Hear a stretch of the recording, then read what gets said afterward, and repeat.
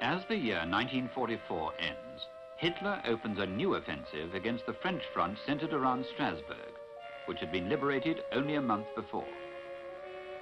Troubled by the fighting in the Ardennes, General Eisenhower orders an American withdrawal. General de Gaulle sends an envoy, General de Vigier, to protest to Devers, the American general commanding the sector. What was the general's attitude? He was commanding a group of armies and very anxious himself.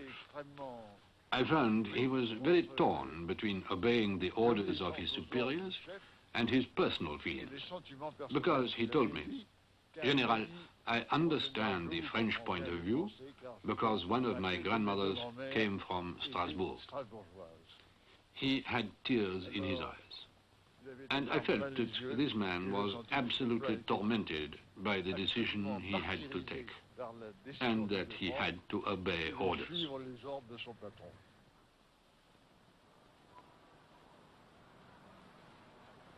On the morning of January the 3rd, the Americans begin to carry out their orders to withdraw.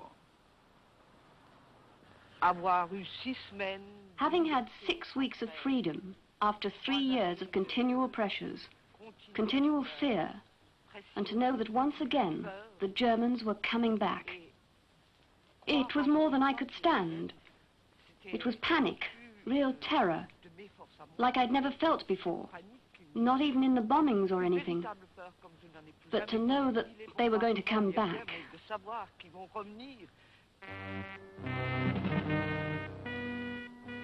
Along with Madame Siegfried, the millions of Strasbourgers make for the interior towards the Vosges, towards the French army, for the 4th time in 2 generations.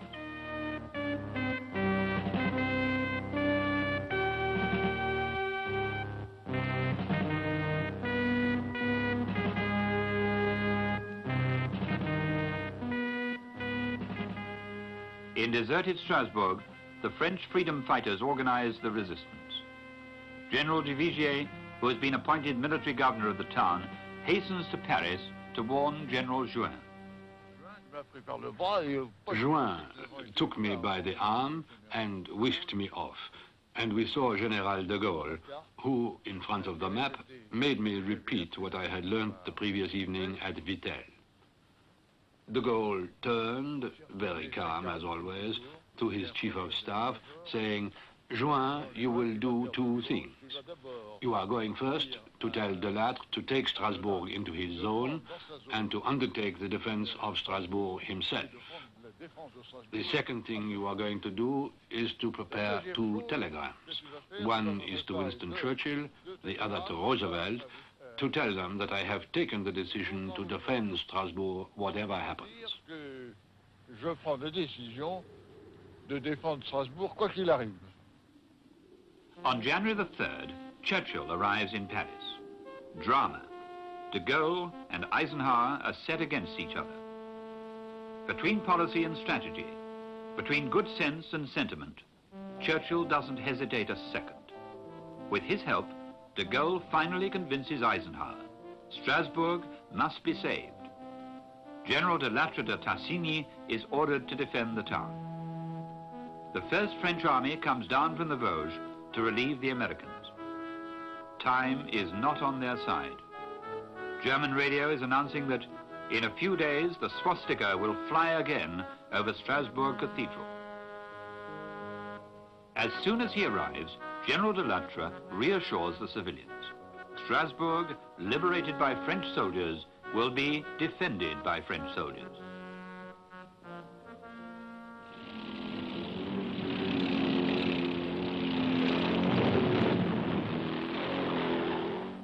On that day, January the 7th, the Germans are no more than 25 kilometers to the south of Strasbourg.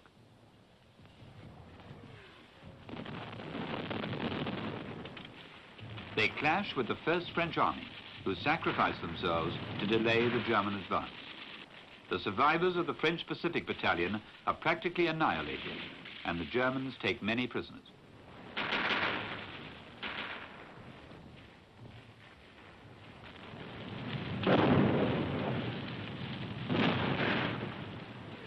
In the outskirts of Strasbourg, the French resistance fighters under André Malraux hold the attack. For General Delattre and General de Vigier, the situation is very serious.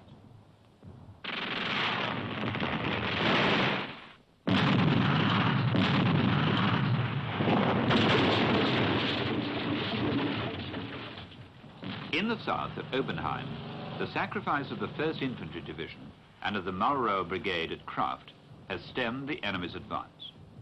But in the north, in the Kielstedt region, the Germans are no more than 8 miles from Strasbourg. On January the 21st, the 3rd Algerian Infantry Division, veterans of Cassino, fight hand to hand in a new battle.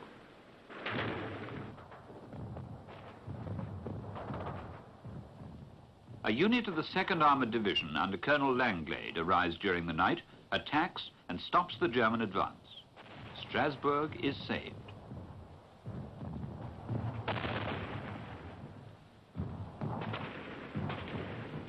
Two weeks later, the Colmar area is cleared.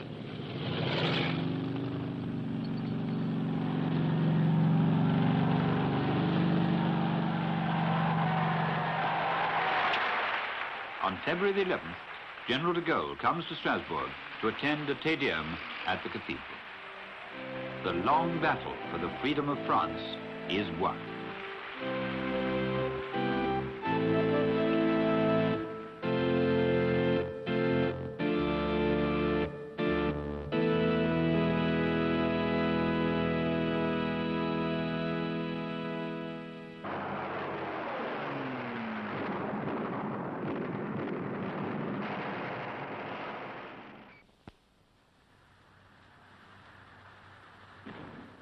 It has cost dearly to get as far as the Rhine, and the war isn't over yet. As they reach the banks of the river, everyone knows, everyone feels that down there, on the other side, Germany, still formidable, is preparing for a last-ditch stand. In the midst of the ruins of the Reich, Hitler still believes in miracles, the secret weapons. He's been talking about them for months, but this is the time to prove them. Hitler is triumphant. You'll see.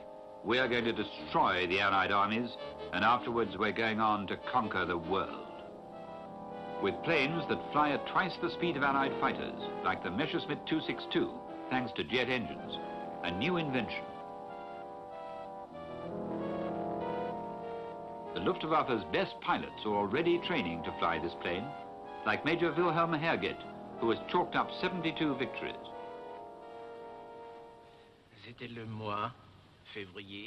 It was February 1945 when I saw this jet for the first time. I had a chance to fly it straight away, and the speed really surprised me. Surpris sur la vitesse. Oui. Ici. Yes, here. This is an instrument for measuring the airspeed, and this plane would do almost 600 miles an hour. It was the fastest plane in the world in 1945. 45, l'avion plus vite du monde.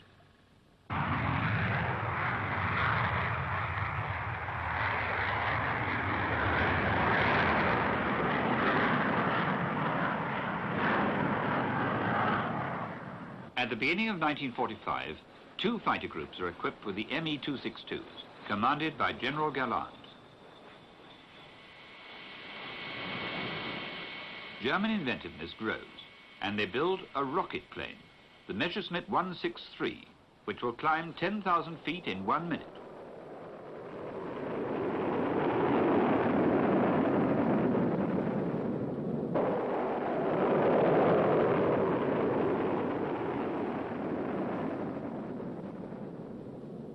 The German scientists have put in some good work. And that isn't all. On a little island in the Baltic, to the north of Germany, at Peenemünde, there are 2,000 scientists and technicians, the elite of the German universities, who have been working together for years on an ultra-secret project.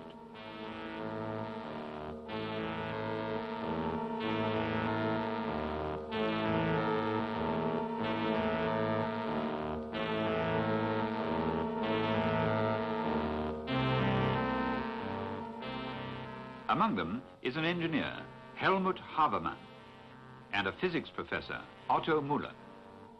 Their boss is 32 years old.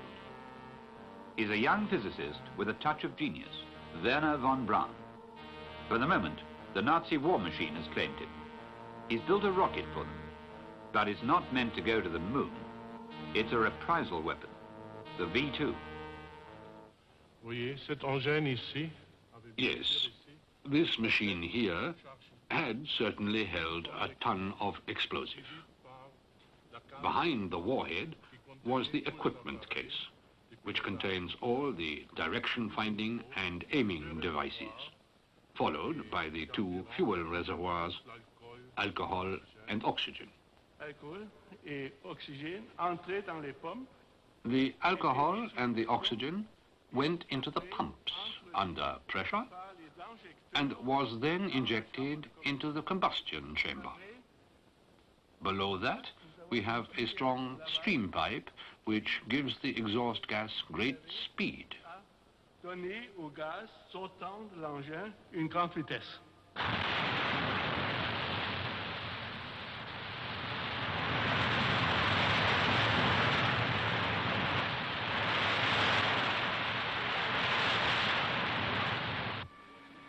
The first attempts are not very reassuring. Each time a rocket is launched, the Peenemünde scientists wonder whether it's going to fall back on their heads. And from time to time, it happens.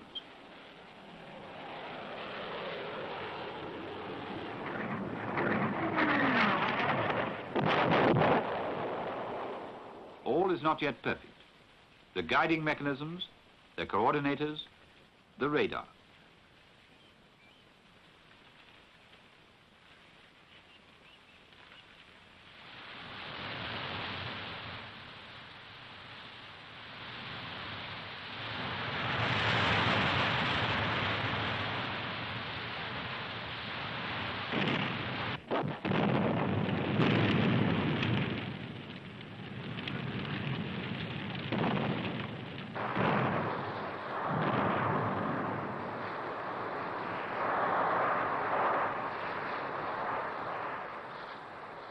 In 2 years, all the problems are going to be resolved by Werner von Braun's team of scientists and by General Dornberger, who is responsible for the V2 program.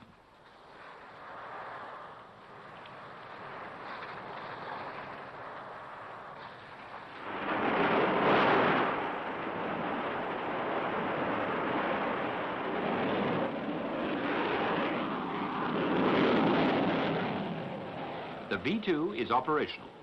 Range, 260 miles. Speed, 3,000 miles per hour. Nothing will be able to stop it. And for defense, to intercept enemy bombers, the scientists invent the ground-to-air missiles, the Schmetterling, the Butterfly, the Waterfall, and the Cataract. At the beginning of 1945, German scientists were still dreaming. We were still thinking of a long-distance rocket that would be able to travel 4,000 or 5,000 kilometers to America. We weren't thinking of going further at that moment. Of course, it was not the kilotons or the megatons of the atomic bomb, but at Peenemünde there was never any question of using an atomic bomb, and I don't know myself whether the question even came up. Hitler launches 5,000 V2s in 6 months, 2,000 on London, 1,600 on Antwerp, and 30 on Paris.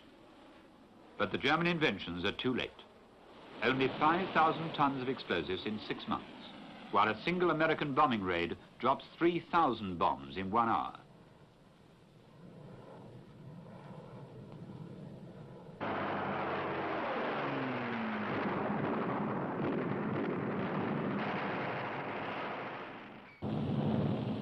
At the beginning of 1945, the Allied air offensive redoubles in strength. The object is to break German morale. After the strategic raids, the raids of terror.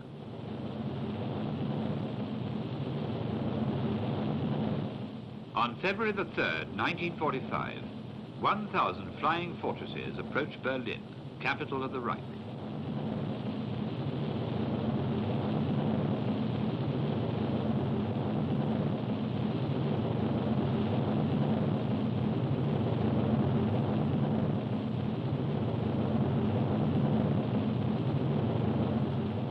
The air defense posts in Germany are never left idle.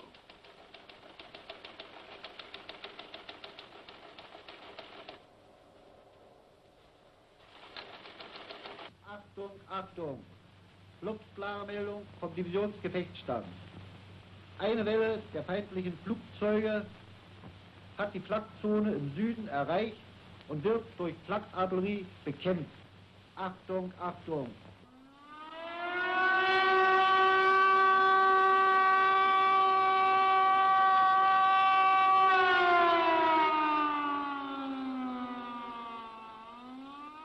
Like every other Berliner on that day, Herr Schmelinski dived into his shelter. Herr Schmelinski, how long did you spend in that cellar? Adding it up, certainly more than 100. More than 100 nights during the war.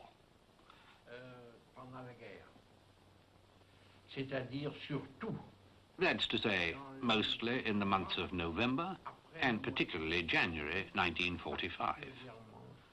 À partir du mois de janvier 45. Il y avait des gens qui tremblaient.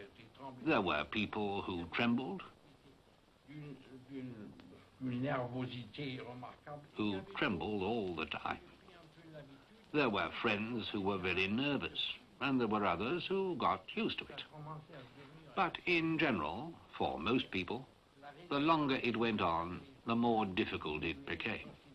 Because men's will to resist became weaker from week to week, even for the people who were for Hitler and his crowd. They were finding it was too much at the end. Trouver à la fin que c'était insupportable.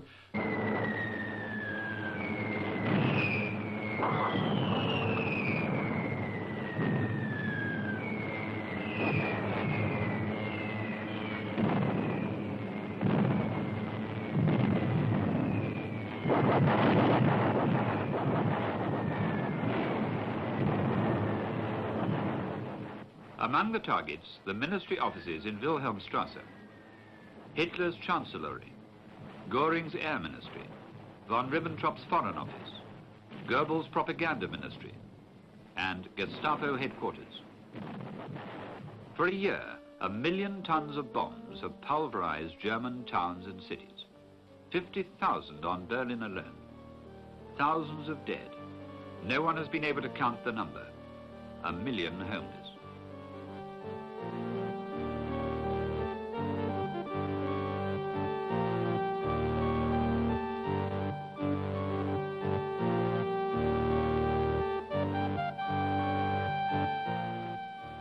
One woman saw that inferno, Frau Dubke. The picture is engraved on her memory.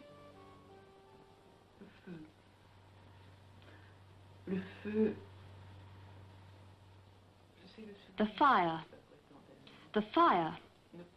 That's the memory which stays after all these years.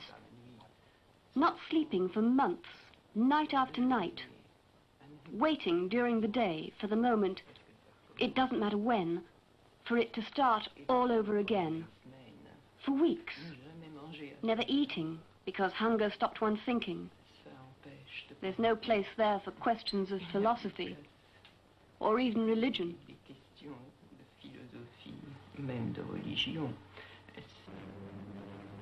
On February the 13th, a Tuesday, the Commander-in-Chief of Bomber Command, Bomber Harris, sends 3 waves of B-17s and Lancasters over Germany. Objective, Dresden. In their bomb racks, 650,000 incendiary bombs.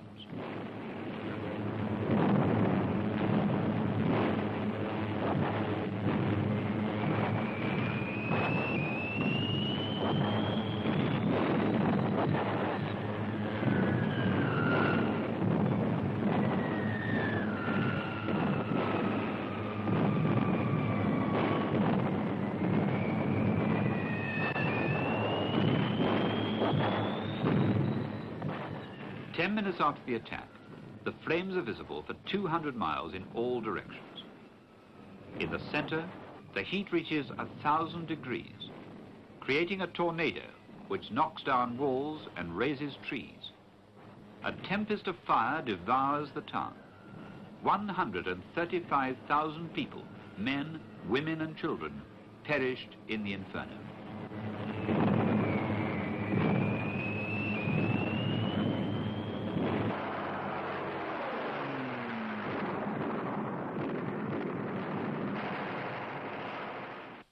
The war carries right into Berlin. Ich schwöre bei Gott diesen heiligen Eid.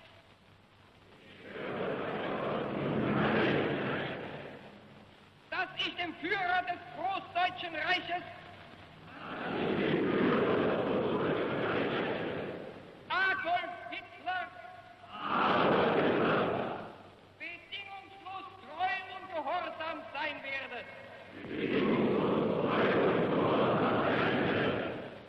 Ich gelobe, dass ich für meine Heimat tapfer kämpfen und lieber sterben werde. The Nazis swear to lead the German people to the end, to the last German.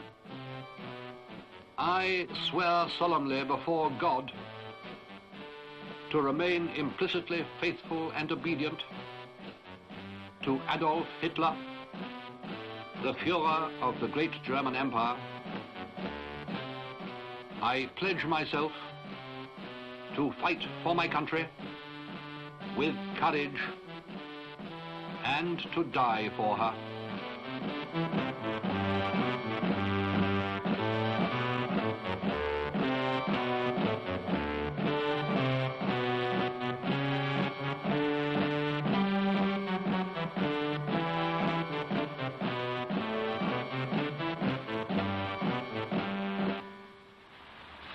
January 1945. The Red Army prepares for the final assault. Objective, Berlin. Every Soviet soldier, from the humblest private to the most senior general, dreams of being the first to enter the capital of the Reich. Nearly all the victorious generals are still in the fight. Marshal Vasilevsky, former chief of Stalin's general staff.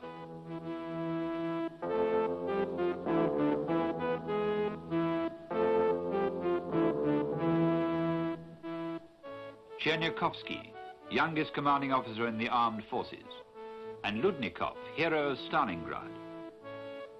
Konev, defender of Moscow and one of the conquerors of Kursk. Zhukov and Rokossovsky. General Rokossovsky, liberator of White Russia. General Zhukov, the man for desperate situations, the savior of Moscow, Leningrad and Stalingrad. For weeks, the Soviet High Command has been poring over the plans for the great offensive. Army spokesman General Boltin explains the position. The war taught us to respect the power of the enemy. That's why the Supreme Soviet Command did not count on an easy victory. They prepared for a long campaign. When did the Soviet offensive begin? The beginning of the Soviet offensive was brought forward hurriedly at the request of the Allies, expressed by Churchill in his letter to Stalin on the 6th of January. The Soviet troops took the offensive on January the 12th. The sudden attack was irresistible. 4 million Soviet soldiers advance along a front of 500 kilometers beside the Baltic Sea. Berlin is still only a distant objective.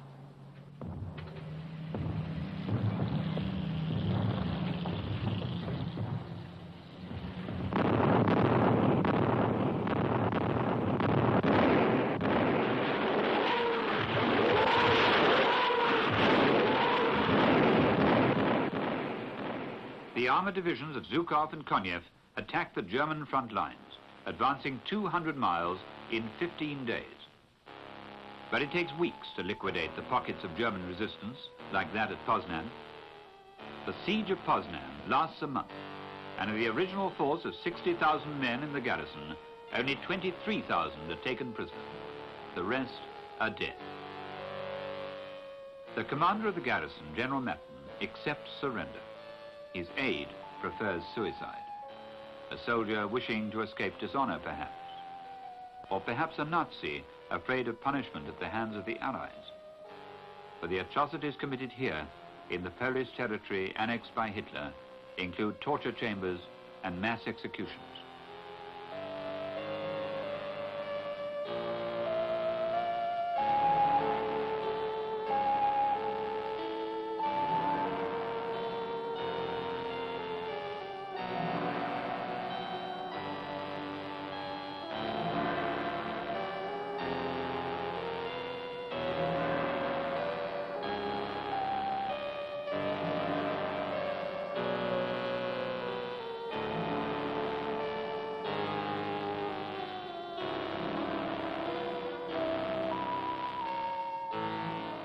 For the Poles of Poznan, it's the end of a nightmare which has lasted 5 years.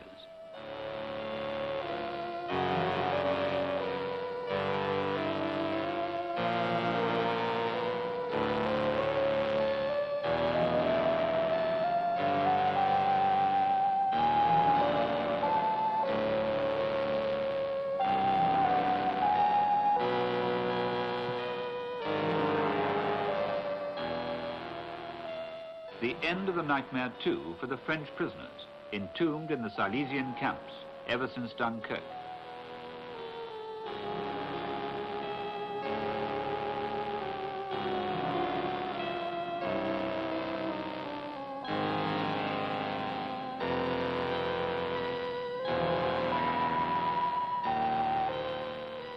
The end of the nightmare for the pitiful swarms of refugees. The end, too, for those whose train has halted here in the frozen countryside, overrun by the advance guard of the Soviet army.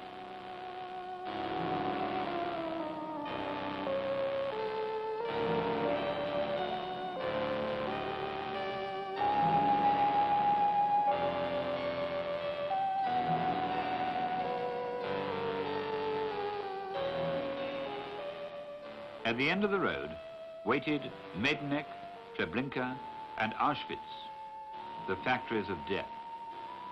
Auschwitz, the final iniquity. 4 million human beings were exterminated here, methodically and systematically.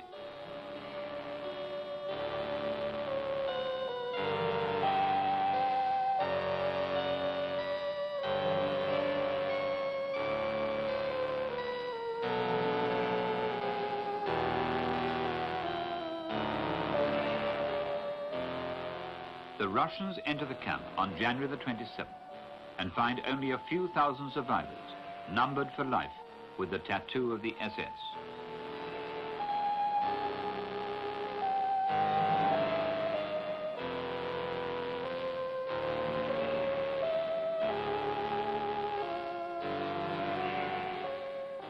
One knew from the newspapers that these things happened, but one couldn't believe it when you saw the mountains of women's hair, when you found an outhouse where there were thousands of little children's shoes and clothes.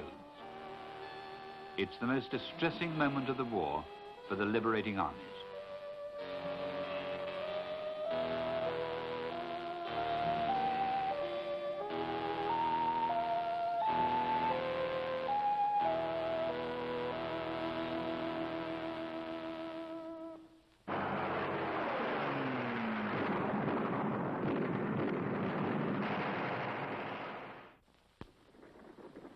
By the end of January, the Russians are inside Germany.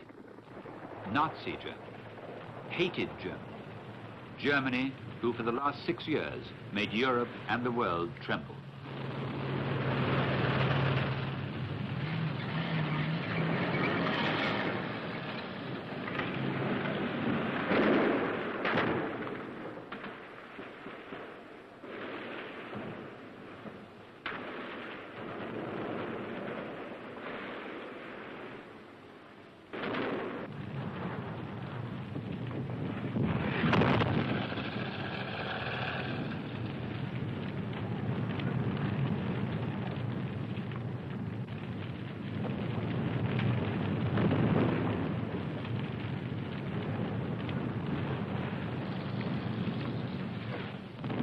Leaving a blazing trail of shattered towns and villages in their wake, Konyev's troops occupy High Silesia. Zhukov's forces overrun Pomerania and Brandenburg to the very heart of Prussia.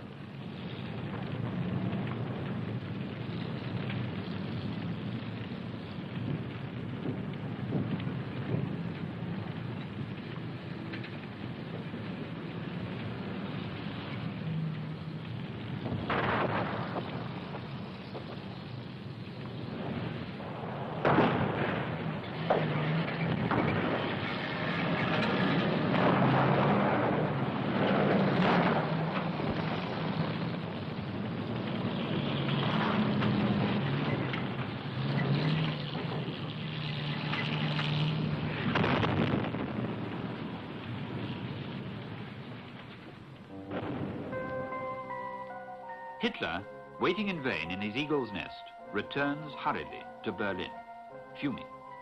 All his generals are traitors. The majority of them he demotes. Anyone who is not 100% behind him is arrested. He replaces them with thoroughgoing Nazis like Goebbels and Himmler.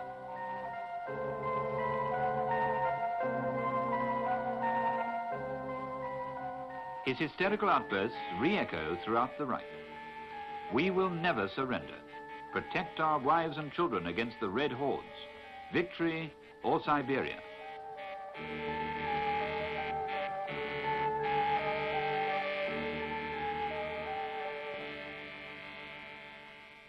The first columns are crossing the bridges of the Oder. Refugees fan out like frightened ants before the might of the Russian army. The Oder, last rampart to the east. By personal order of the Führer, establish a line of defense all along the river immediately. Send 4 divisions there. He gives them important sounding names, as if he's dealing with crack troops. But it's obvious that these are untrained men with no proper equipment. By personal order of the Führer, turn the principal towns on the Oder into fortresses.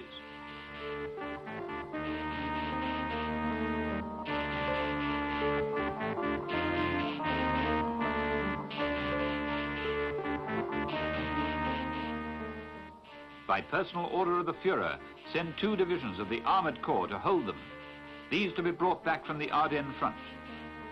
Hitler orders, Hitler demands, to no effect. On paper, 1 million men are drafted to defend the Oder. In fact, there are only 200,000.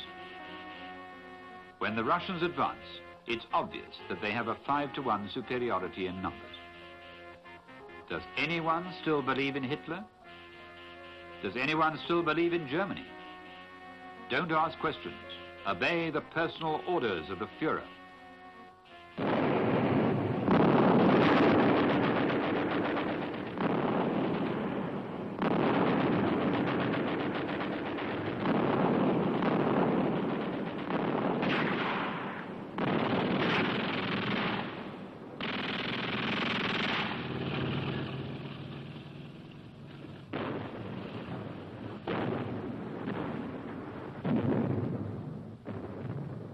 From the least damaged airfields, a few survivors of the Luftwaffe are taking off for a last mission at odds of 10 to 1 against.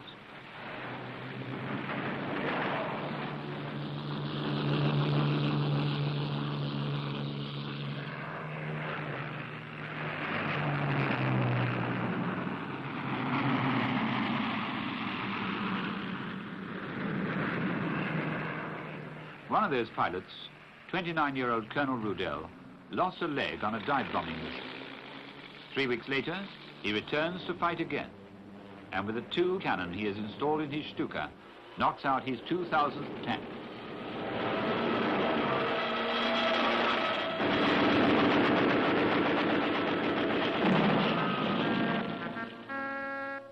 At the beginning of March, Churchill visits the Siegfried Line, now as useless to the Germans as the Maginot Line was to the French in 1940. That job's finished, muttered Churchill, but now we must cross the Rhine. The Rhine, Germany's last rampart in the West. Cross this, and the days of the Reich are numbered. From Nijmegen to Alsace, Hitler has ordered all the bridges to be blown up. March the 7th, at 1 o'clock in the afternoon, the reconnaissance platoon of Lieutenant Emmett Burrows of the American 9th Armored Division discovers, still intact, the railway bridge at Remagen. He advances his troops to the other side of the Rhine and alerts HQ. They can hardly believe their good fortune. The armored divisions of the 1st American Army are quickly brought up and cross the Rhine, courtesy of the 9th Armored Division. Hitler throws a new tantrum. The sappers of the German Army Engineers, whose explosive charges failed to detonate, must be shot. He demotes Field Marshal von Rundstedt. He sends Stukas, Skorzeny's frogmen, and even 11 jet bombers to try and blow it up. Without success. 5 American divisions cross the Rhine. 10 days later, the Remagen Bridge collapses of its own accord under the weight of armor it has had to carry. But too late. For now, the Americans have a solid bridgehead. Further north, the 9th American Army attacks Cologne on the Rhine.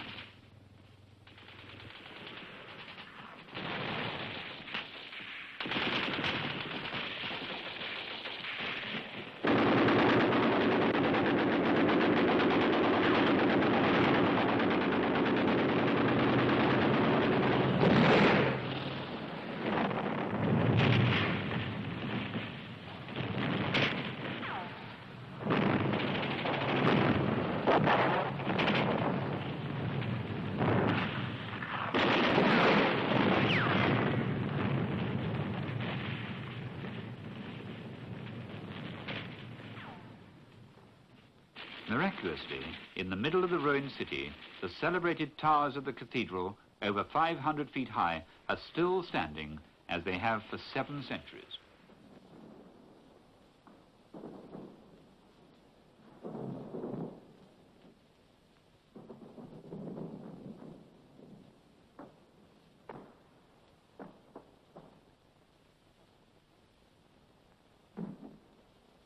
The framework of the railway station, too, is intact, but the trains are immobile.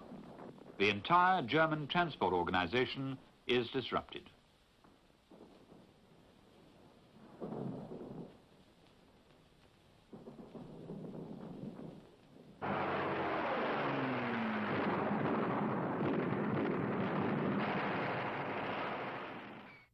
To the north, facing the Ruhr, the British themselves are crossing the Rhine. On March the 24th, at 9 a.m., 1,700 planes and 1,300 gliders lift 14,000 men to the other side of the river. Their mission? To encircle the Ruhr. The bloody failure of Arnhem hasn't shaken Montgomery's confidence in his paratroops.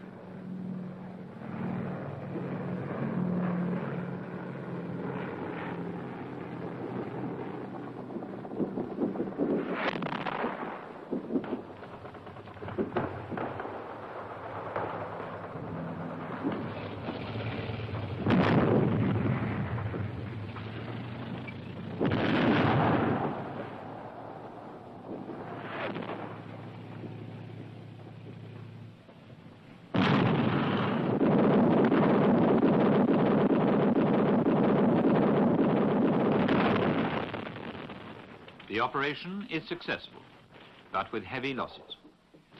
British and Canadians encounter the German paratroops, and it takes 2 days of hard fighting by the Highland Light Infantry and Canadian troops backed by British tanks to take possession of the town of Speldrop and consolidate the bridgehead.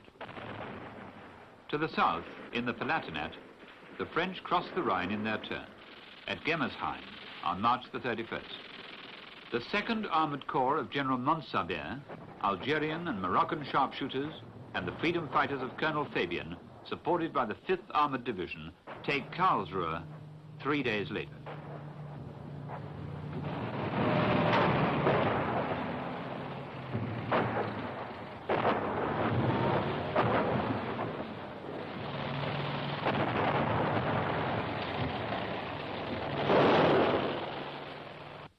On the other side, to the east, while the offensive on the Oder is halted, 4 groups of the Soviet army are surrounding East Prussia, where there are 500,000 German soldiers. Zhukov makes a movement towards the north, in the direction of the mouth of the Oder, while the armed forces of Bagramian and Cherniakovsky lay siege to Königsberg and Danzig. Rokossovsky, too, turns towards the north and presses on towards the Baltic. The 3rd Tank Corps of Rokossovsky's guards takes Koslin and reaches the Baltic in 2 days. By March the 1st, East Prussia is cut off from the rest of Germany.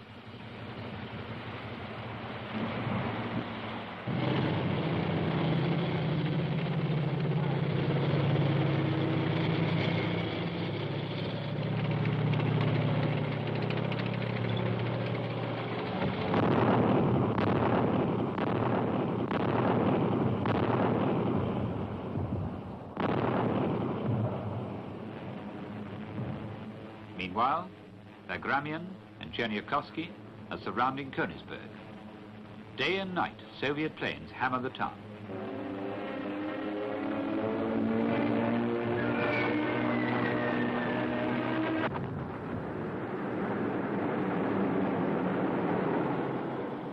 Among the fighters escorting the Soviet bombers is one French squadron, Normandy Niemann.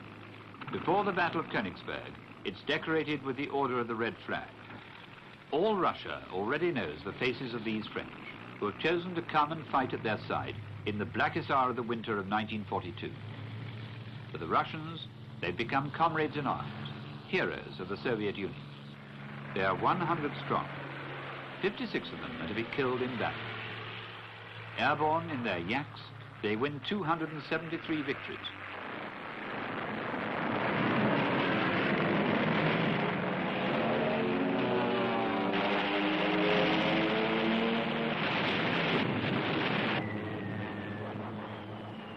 In the smoke of the bombs and shells, the 230,000 defenders of Königsberg hold out for 2 months. Admiral Dönitz sends the cruiser Prince Eugen and the last units of the Kriegsmarine to support the besieged town.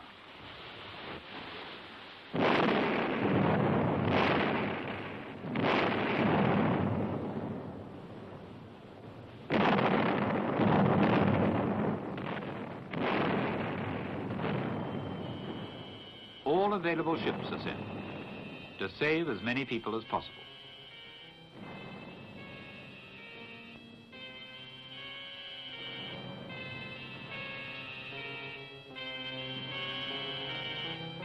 For the civilians who wander like ghosts, abandoned by the troops, there's no place in the boats. There's only one way, the frozen sea. They stagger and slide onto the ice of the Baltic Sea, quitting the Slavic lands conquered by Teutonic warriors. They escape any way possible towards the west, towards a Berlin in ruins.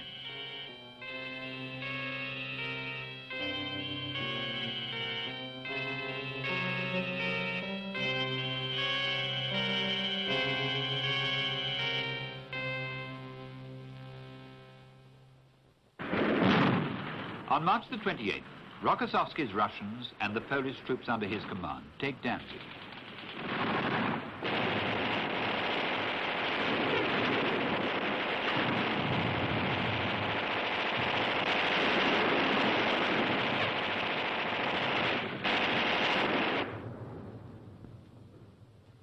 Danzig. Everything began here in 1939. When he snatched the Polish town, Hitler said, "Who would die for Danzig?" In the event, 36 million died for Danzig. Today, the Polish flag flies over the town. Danzig is once again Gdansk.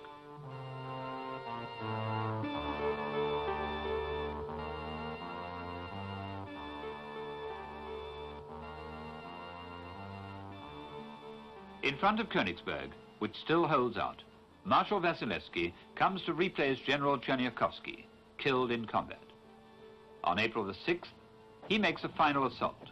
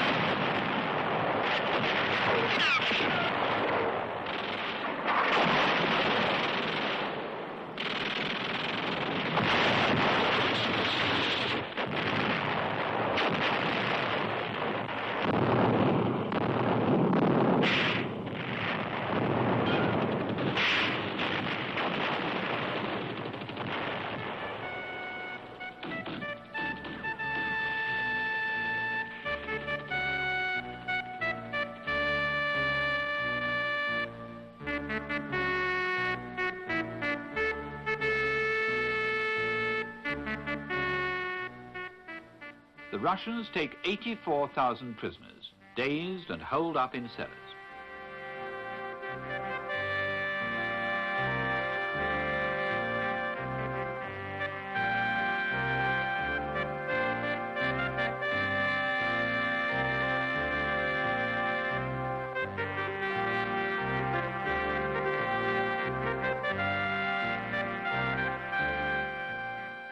As Marshal Vasilevsky at last contemplates the statue of the most celebrated of Prussians, Bismarck, Königsberg has become Kaliningrad.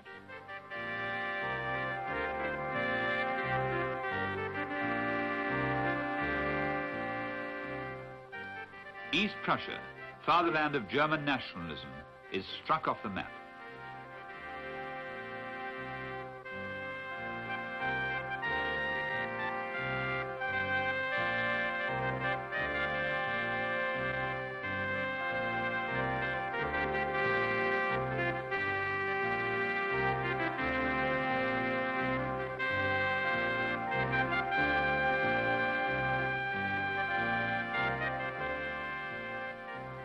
From now on, the Soviet soldiers are at home, on Soviet territory.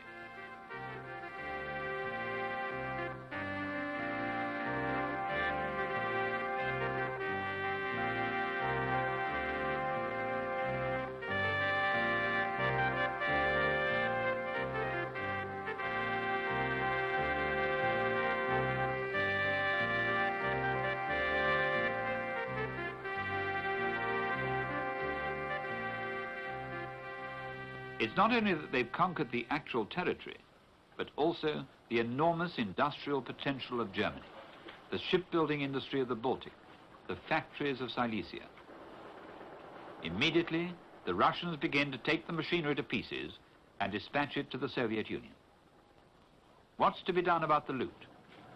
What's to be done about Germany? What's to be done about Europe? Already, the Allies are wondering about the future.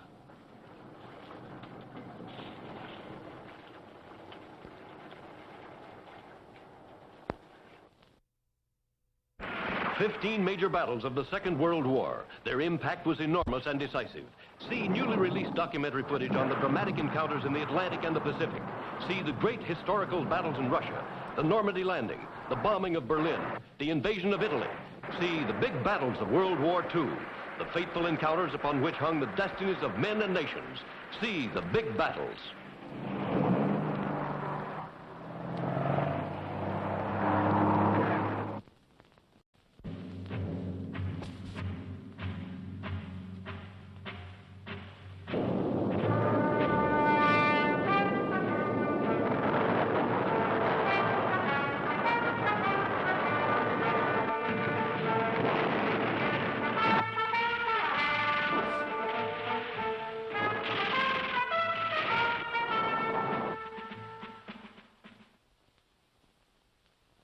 In February 1945, the Allies hold a conference at Yalta.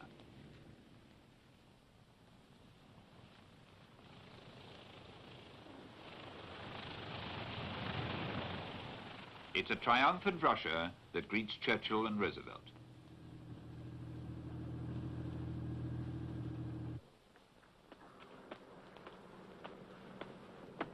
Господин президент, господин премьер-министр, почетный караул, в честь вашего прибытия Союз Советских Социалистических Республик построен. Начальник почетного караула, старший лейтенант Казупеев.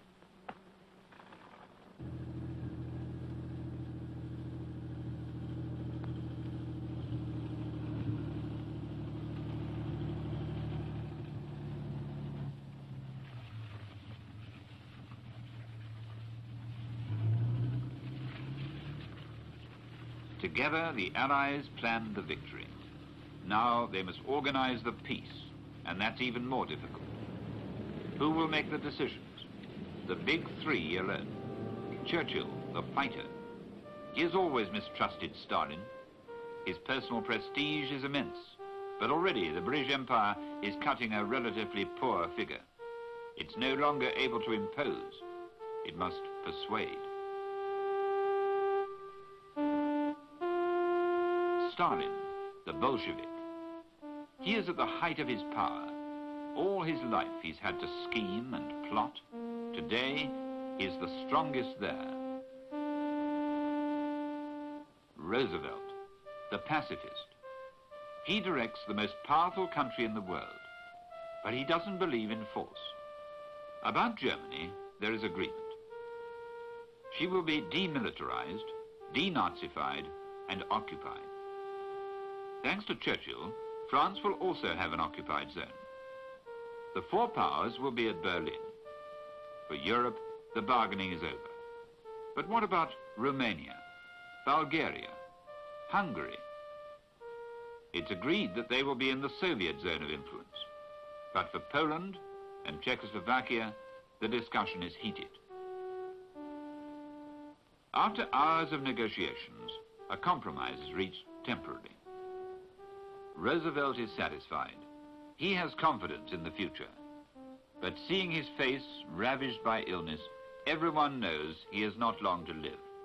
Not long enough even to enjoy the victory. Stalin himself is very pleased. He seems to be thinking that the war isn't over yet, and the Soviet army continues to advance.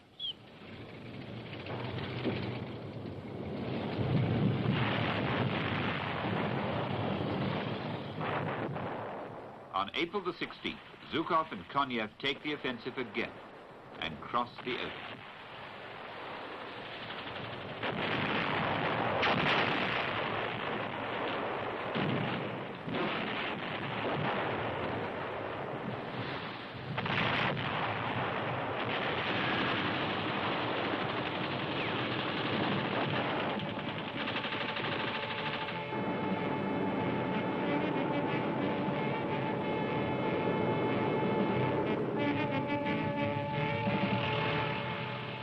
In Berlin, 2 million inhabitants and 1 million refugees are terrified when they hear the news.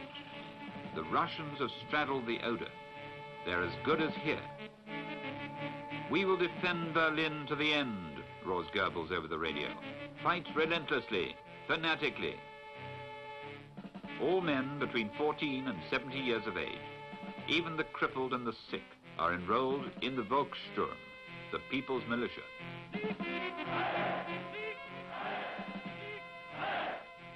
For your women, for your children, for your mothers, the Führer has said. There are not enough guns. No matter. Everyone will receive a miraculous weapon. And with this, each Berliner, man, woman, or child, will destroy his Russian tank.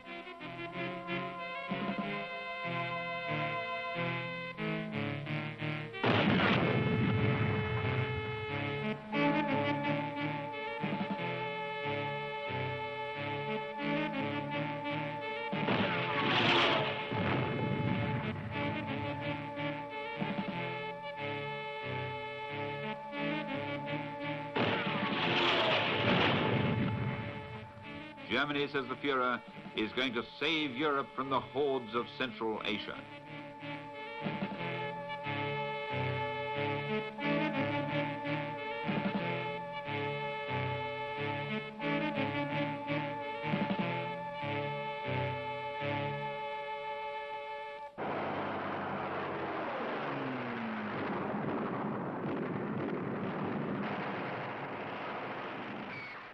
In the West, 5 American armies invade Germany. After crossing the Rhine, the Americans discover a pile of ruins. There's nothing but a facade.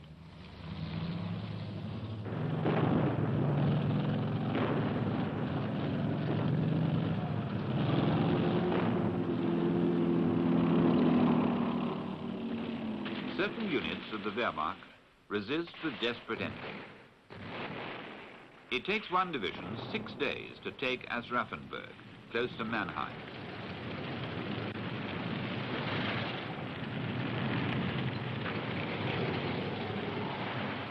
And each time, it's necessary to call on air support.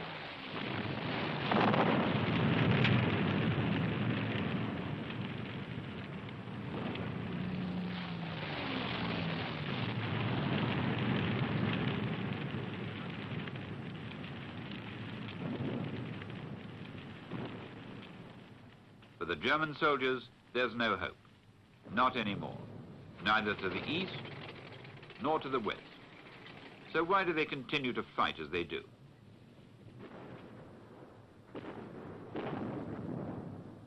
Lieutenant von Kageneck, officer of an armed panzer division.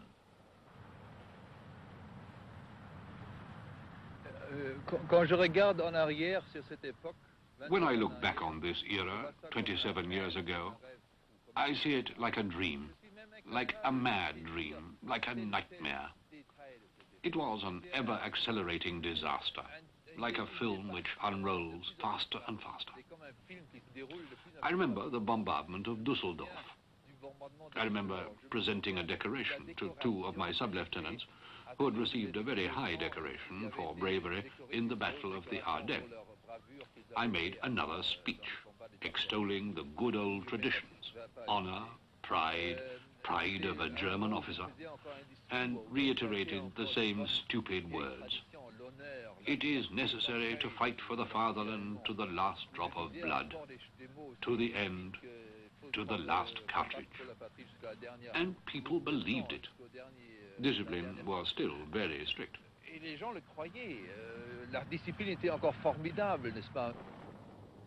Pressure on Germany grows ever increasingly, and the most devoted believer begins to lose hope. Soon, even the good soldiers desert, one after the other.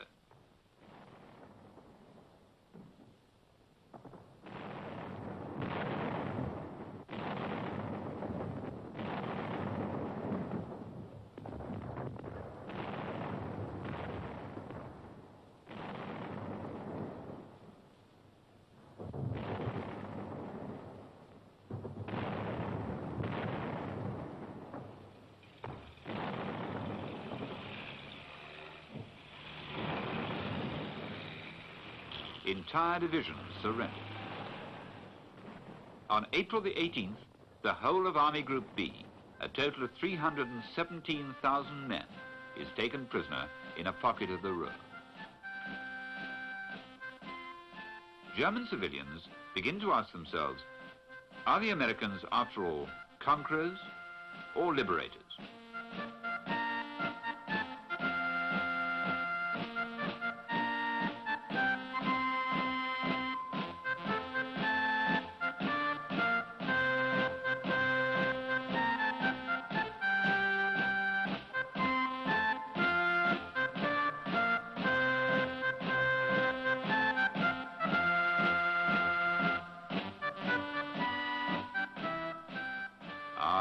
If only they were liberators, one could join with them against the Russians.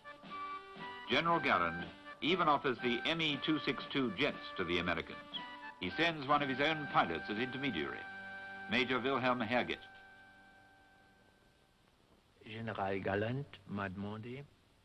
General Galland asked me, Major Herget, will you try to speak to General Eisenhower, as you speak a little English? I said, yes, General, I will try. Je veux essayer. Il voulait proposer que tous les avions...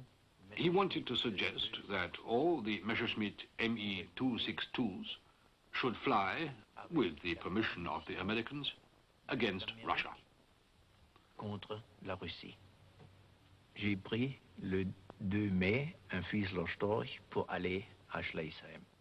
I took up a Fiesler Storch on May the 2nd to Schleißheim. I spoke to a general of the 45th Infantry Division there, and he spoke to General Eisenhower. De l'infanterie, et il a parlé avec General Eisenhower. What did the American reply?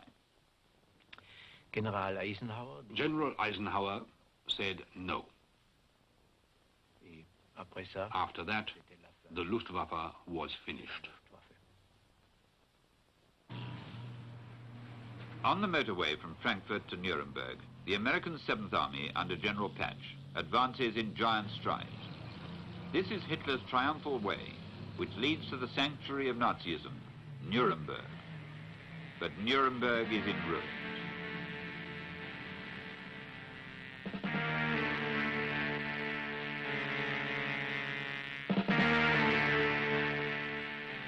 Frenetic Nazis once acclaimed their Führer here.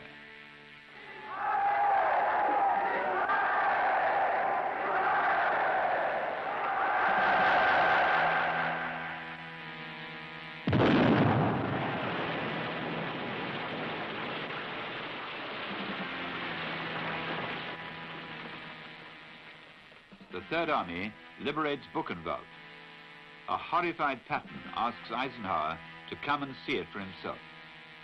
Never in my life, in any circumstances, said Eisenhower, have I had such a shock.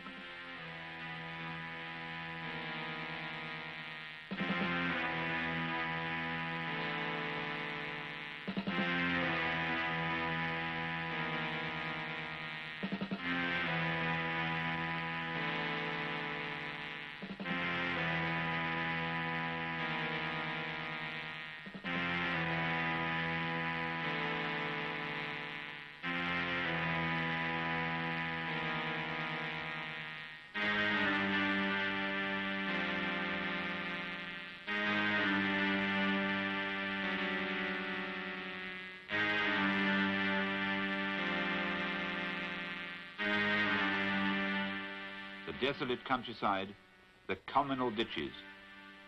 The Americans are discovering in that place of horror all that was possible in Nazi Germany.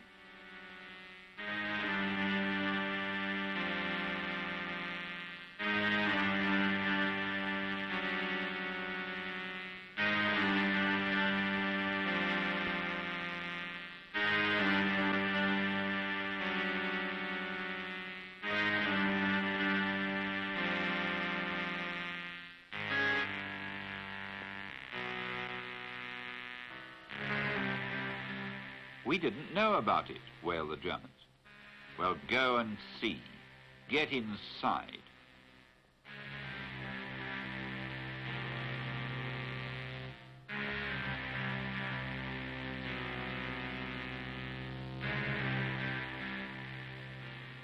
Look at the crematorial ovens. Look at the piles of bones.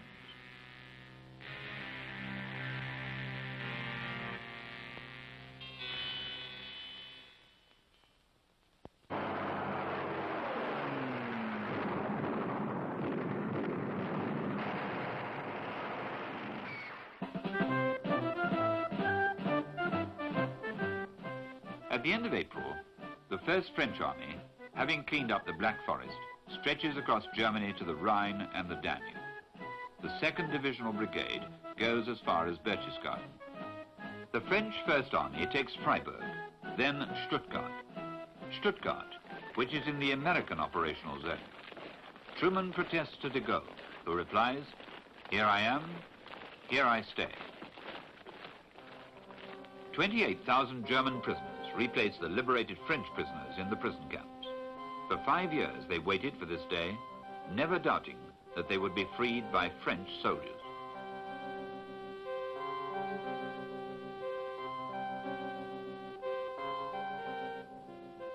Moving from one chateau to another, the Vichy government has been operating from Sigmaringen on the Danube. But Pétain and Laval have separated. Pétain is in Switzerland and Laval in Spain by the time the 5th Armored Division arrives on April the 22nd. The 2nd, waiting impatiently in France, demands to be in at the kill. On April the 29th, Leclerc comes into Germany with one idea at the back of his mind: to capture Hitler's lair at Berchtesgaden. Officer Cadet Jean Raison. It was victory. It was the end of a long road, of a ride that we had taken for the oldest among us since the Sahara. into the heart of Nazism. We all hoped and believed it, and truly all the world had done its best towards it. One was even afraid at any given moment of the possibility of armistice.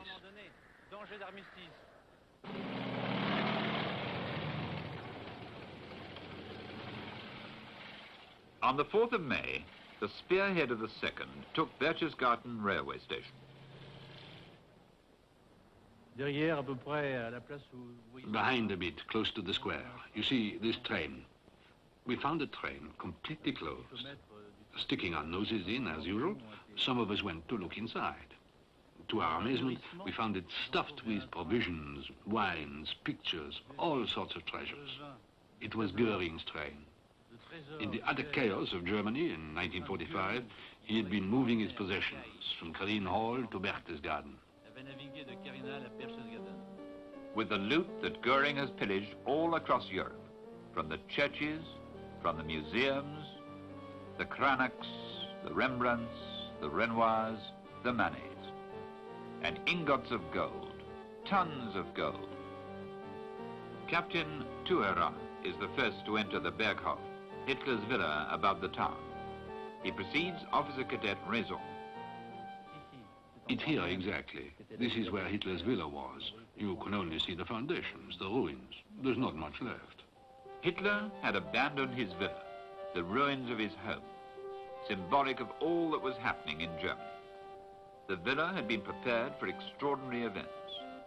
Escape corridors ran through multi-level basements, which were protected by special defense posts equipped with automatic weapons.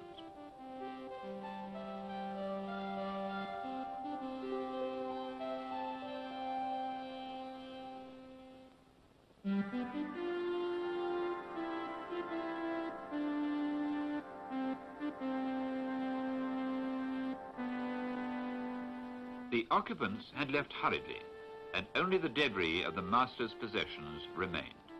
No one had stayed to salvage the treasures accumulated by the conqueror of Europe. No faithful servant remained behind to greet the new occupant. The Allied troops moved through the house as if it were haunted.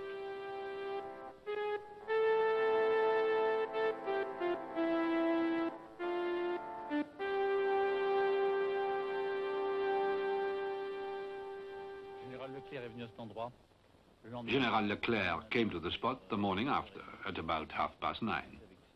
He came up to us with his general staff, to Captain Thuerer and me. He looked at this villa. He didn't bother with trifles, the general. He didn't go into the Berghof. That didn't interest him.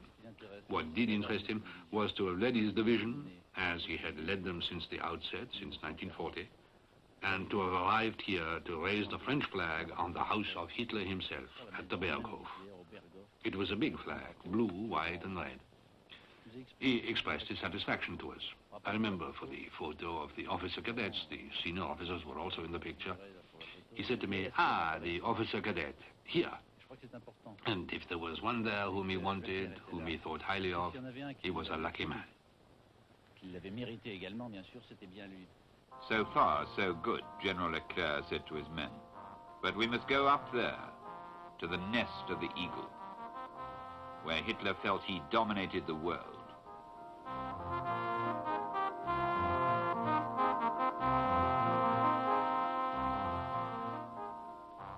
With men of the Chad Infantry Battalion, Thuerer and Raison take 5 hours to scale the rock, and at 6:30 p.m.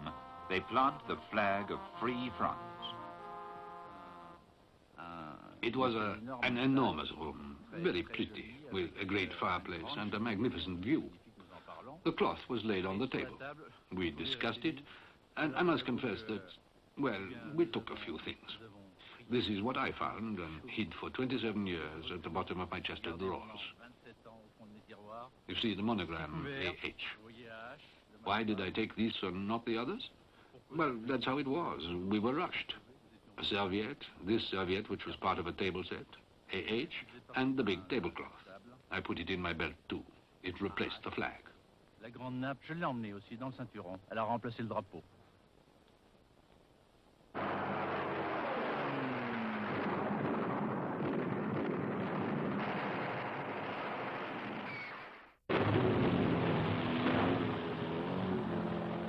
Throughout Germany, events move at breakneck speed.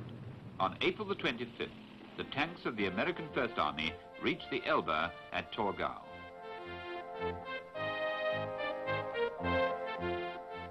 At midday, a patrol of the 69th American Division meets the first Russian soldiers of the 58th Guards Division.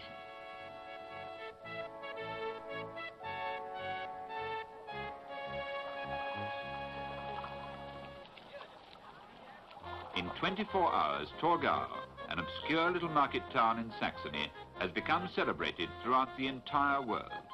War correspondents, photographers, cameramen gather to record the historic event. The handshake between the American General Emil Reinhardt and the Soviet General Vladimir Rusakov. The handshake between East and West.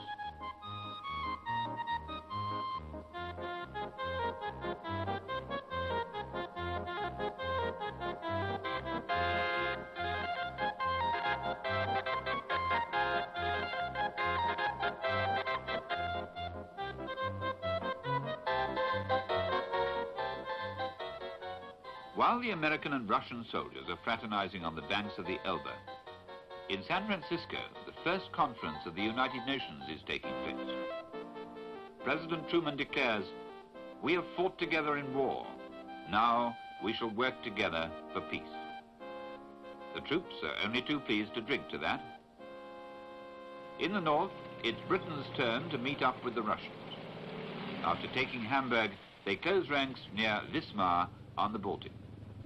They don't understand each other, and it's not just a question of language.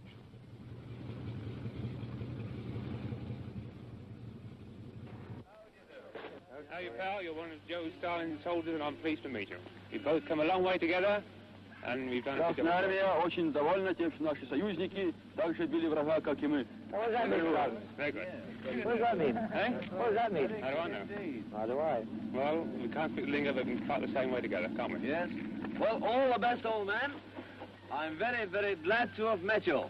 Very glad indeed. Благодарим вас за помощь, которую оказали вы нам в войне против гитлеровской Германии. Thank you very much. We don't understand the language, but we mean the same thing. Don't be too sure about that. The handshake between Field Marshal Montgomery and Marshal Rokossovsky is a mere formality.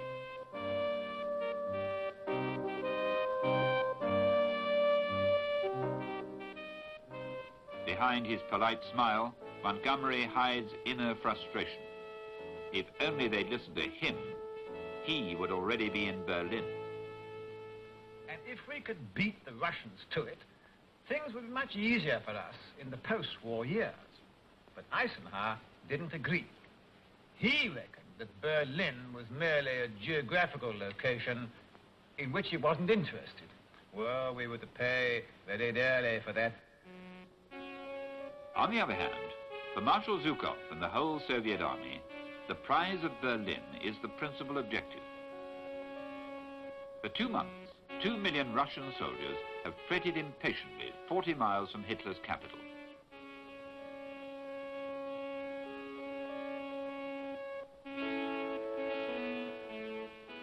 On plans and scale models, the Soviet High Command has studied the final assault. All the Russian generals realize that they will have to take the city district by district, street by street. Among them, General Boltin.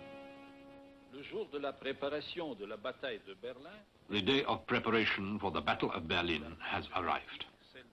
3 parties of Russian armed forces, those of Rokossovsky, Zhukov, and Konev, were engaged in the operation of Berlin. The troops of Marshal Zhukov were to carry out the mission of honor, to remove the capital of the Reich. General, some historians claim that the other generals were jealous of this choice, and that they claimed the honor. In particular, Marshal Konev.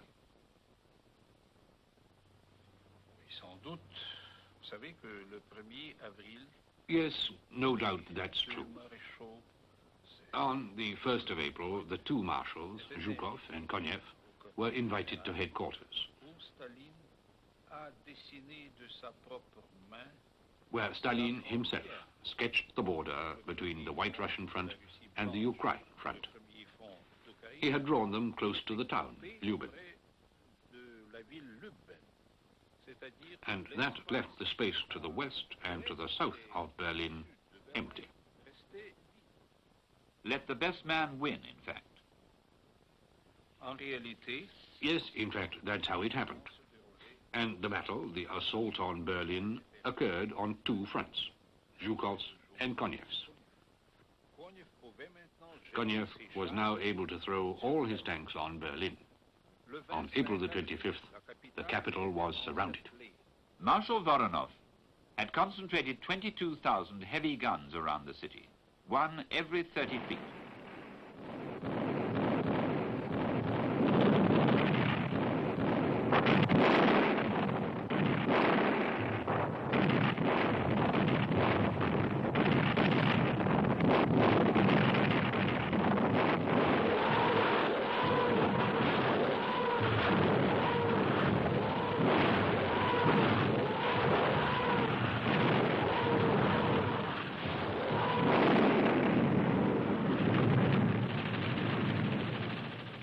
Soviet armies, 4 of them elite guards, and 3 assault formations attack all the suburbs of Berlin at the same moment.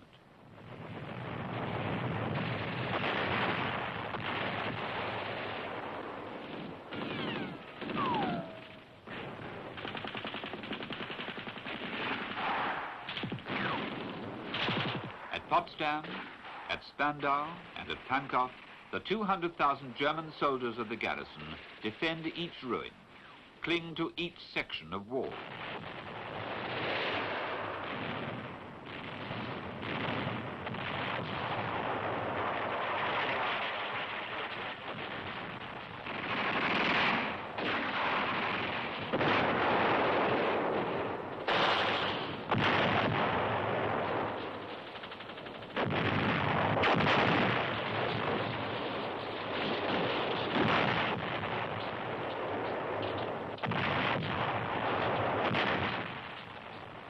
First day, it's obvious that the battle for Berlin is going to prove costly, very costly.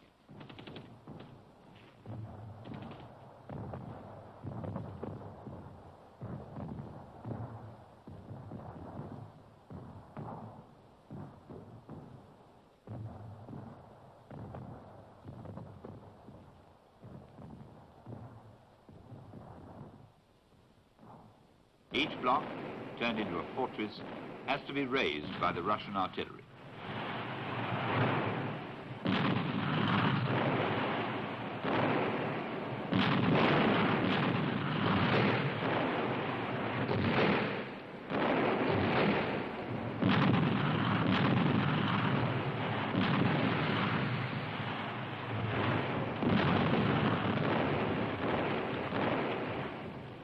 Two million civilians are caught in the trap.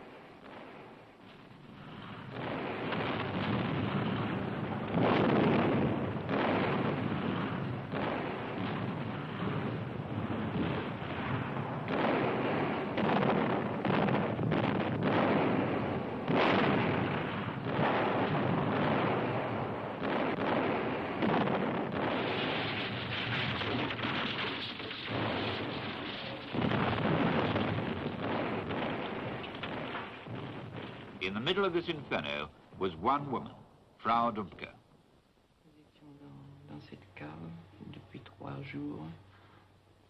We were in this cellar for 3 days. One hardly went out at all.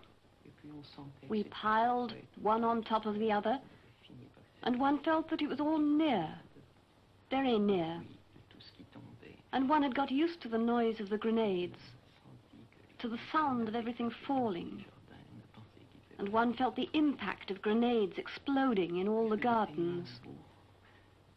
One thought that really it wouldn't be long. And then it was so beautiful. And then I thought that, my God, I don't know. I don't want to end up in a cellar like that, unwashed, in the middle of people who haven't washed since I don't know how long. There was no more water. One had to look for it. and looking for water was a dangerous enterprise. Then I took my baby, who'd woken up. It was 7 o'clock in the morning. And I went up into the kitchen. The cellar had a staircase which gave onto the kitchen. It was as close as this. And then I waited. I hadn't waited long when there were two soldiers who arrived with their machine guns pointed. And then I couldn't even say I was afraid. I was rather curious. A whole pile of literary memories came back into my mind. It was doubtless because I was hungry. And then the two fellows were between 20 and 25 years old. Certainly not more. They were so dirty that it was difficult to say. At least as dirty as I was. When they opened the door, my God, I don't know if they were much more confident than I was. Naturally, I didn't speak Russian. And then they had... It seemed silly. One of them smiled and pointed to the door which went to the cellar. Then I tried to make him understand that there were only women and one very old man. I don't know if he understood old man, but he understood there were women. Then he went down, and the other one smiled and tried to make my baby laugh.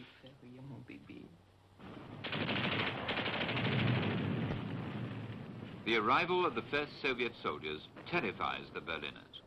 Many cannot stomach the idea and prefer to commit suicide. Entire families kill themselves.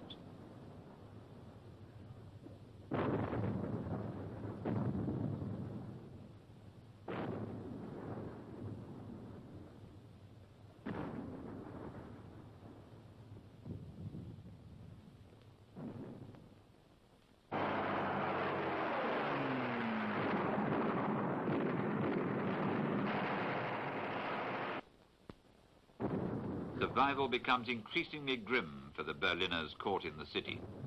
Carcasses are butchered in the street. All services are broken down, and food is the most important consideration for these civilians trapped between the fighting armies.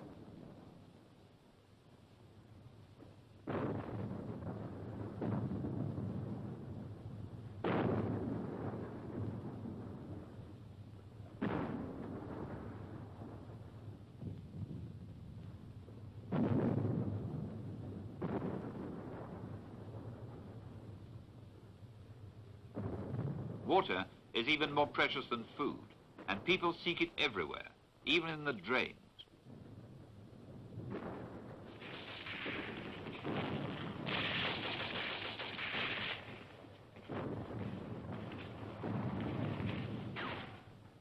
April the 26th, the second day of the attack. Zhukov's forces now clean up 600 blocks of houses, one by one.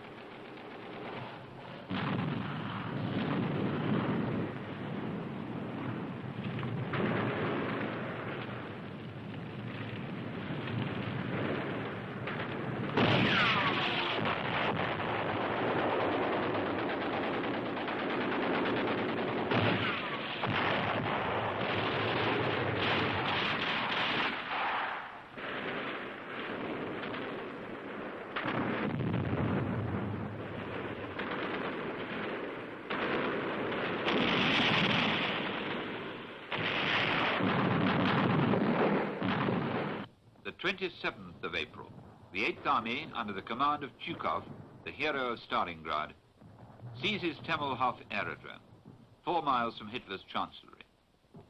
April the 28th. This is all that remains of the Third Reich, which 2 years earlier stretched from Cap Nord to Africa, and from the Atlantic to the Caucasus, a 6-kilometer square of ruins. The Wehrmacht is no more. Only pockets of resistance, like the bunker at the zoo with its underground hospital, where 29,000 civilians hunched together in the dugouts with a handful of the faithful. Goebbels, some of the SS, some Hitler youth.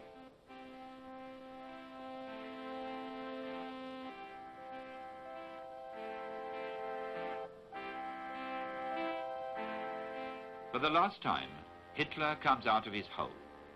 He is 56 years old. He has injections of strychnine 6 times a day.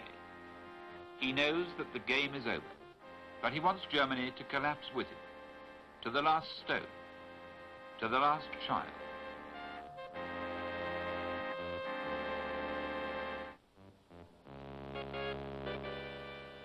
His only friend comes to say goodbye to him, Albert Speer. Hitler was hardly living, really. He was almost dead. I had the impression that his reactions were not the reaction of a living man. They were the reactions of a man who is already on the other side.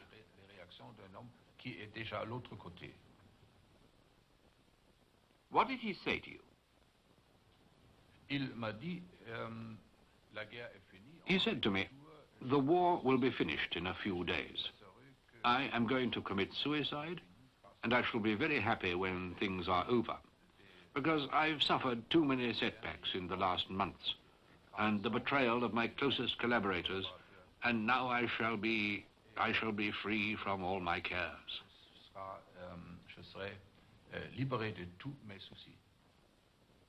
What did you think when you left him for the last time? It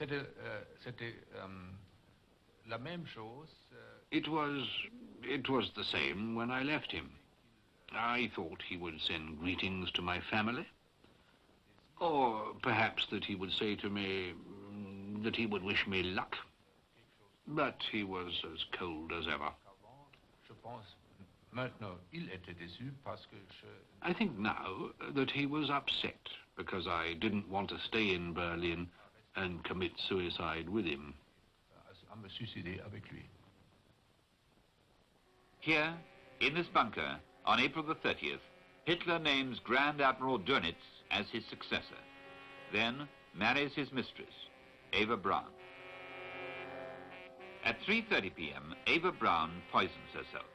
Hitler kills his dog and puts a bullet through his own head.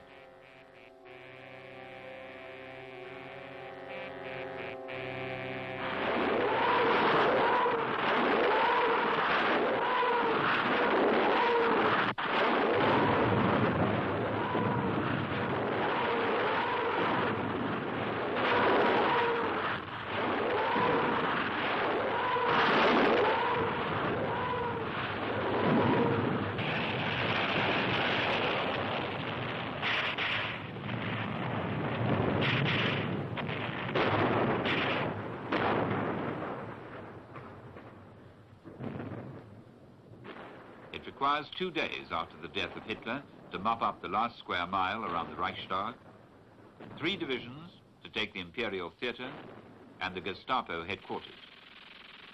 3 regiments are required for the final assault on the Reichstag, where the last defenders of Berlin are resisting. There are 2,000 German soldiers left.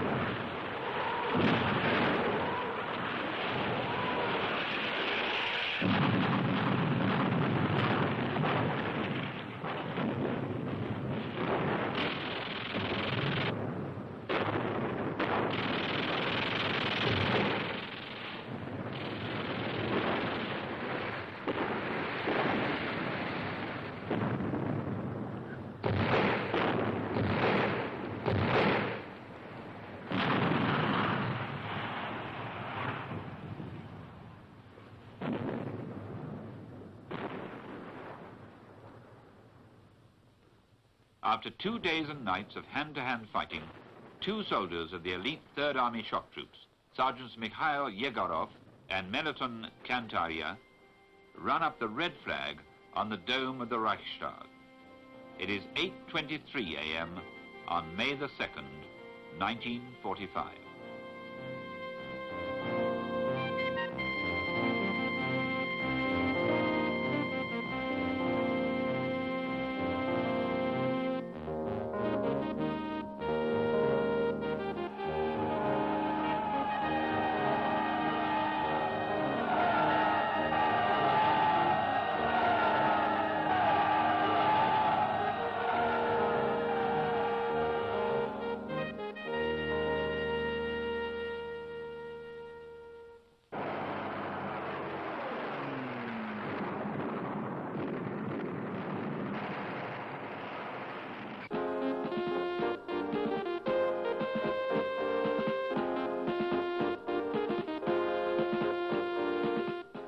Russians are in possession of Berlin.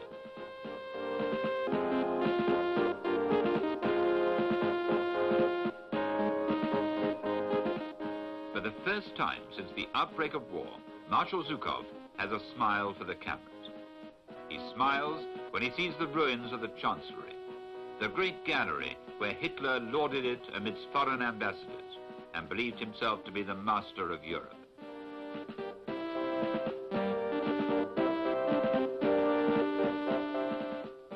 The desk where he played with the lives of millions of men. The courtyard where the bodies of Goebbels, his wife Magda, and their children were found. Acting under orders, the SS had soaked them with petrol and set them alight.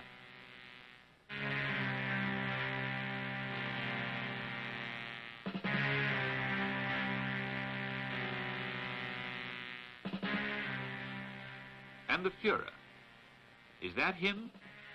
No. His chauffeur and his cook are identified. It's not Hitler. Later, Lieutenant Klemenko finds the real bodies, unrecognizable as Hitler and Eva Braun. He disinters them and takes them in 2 packing cases to the Soviet High Command. What became of them? It's still a mystery. A week later, the representatives of the Supreme Allied Command join up with the Russians in Berlin to sign the unconditional surrender. Air Marshal Tedder deputizes for General Eisenhower. In fact, the Germans have already surrendered to the 4 powers the day before at Reims at 2:41 in the presence of senior American, French, British, and Russian officers. But the Russians insist that the ceremony be repeated with them in Berlin. So, for the Germans, who tried in vain to obtain a separate surrender, there will be absolutely no doubt that the unconditional surrender includes surrender to Russia. An American plane brings Donitz's representative, Marshal Keitel.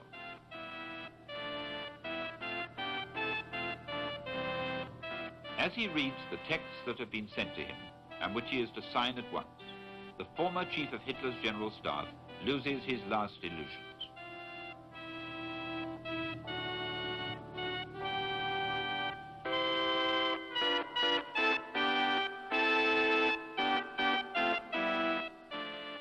To reach Zhukov's headquarters at Karlshorst, one has to cross Berlin, 50 kilometers of ruins. Hitler once said, "In 10 years, no one will recognize Berlin." He also said, "In 1,000 years, people will still remember my name." He was right. In 1,000 years, people will still remember this war in which 50 million died. A war which is going to end here this evening. The signing takes place in a ballroom where German officers once celebrated Nazi victories. The Allied commanders are the first to enter.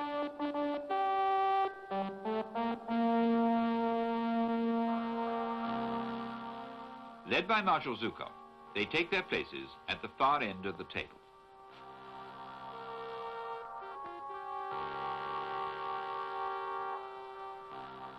Four Allied generals are chosen to represent their country's final achievement in the fight against Nazi aggression.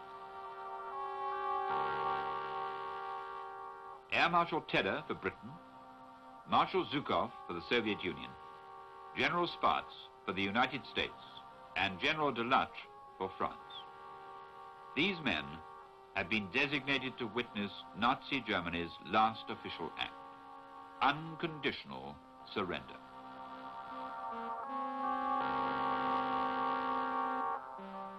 It is now May the 9th. Field Marshal Keitel and the German delegation arrive shortly after midnight. Keitel salutes with his marshal's baton. No one returns the salute.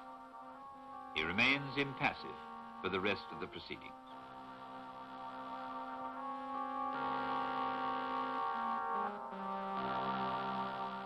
Marshal Zhukov asks Keitel if he has authority to sign the act of surrender. Keitel replies that he has, and asks for a delay of 24 hours. The request is denied.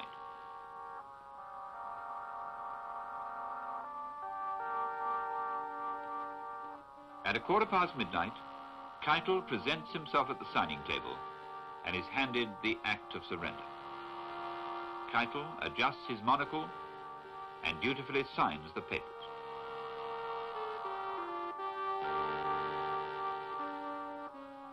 The expression on his face is one of total defeat. This is the end of Hitler's Third Reich. For the second time in one generation, Germany has been completely laid low by the bitter gall of defeat. There is no pity for the servants of Hitlerism, and Keitel himself will end as a convicted war criminal. At midnight, Keitel has signed all 9 copies of the Act of Surrender, and the documents are passed to the Allied generals. Zhukov, architect of the Russian victory, signs first.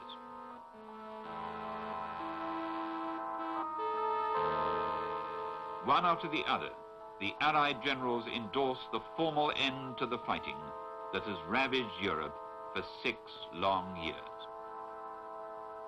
The lights burn brightly in the conference room of once blacked-out Berlin.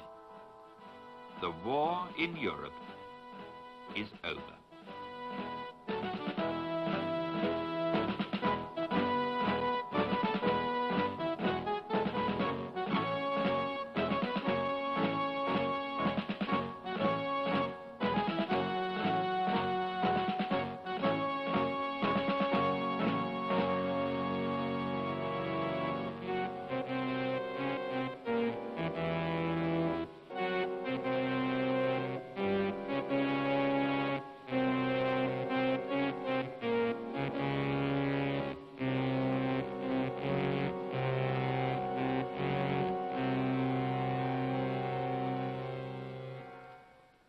The battle you have just seen was one of the decisive battles of the Second World War, a war that affected the destinies of men and nations the world over.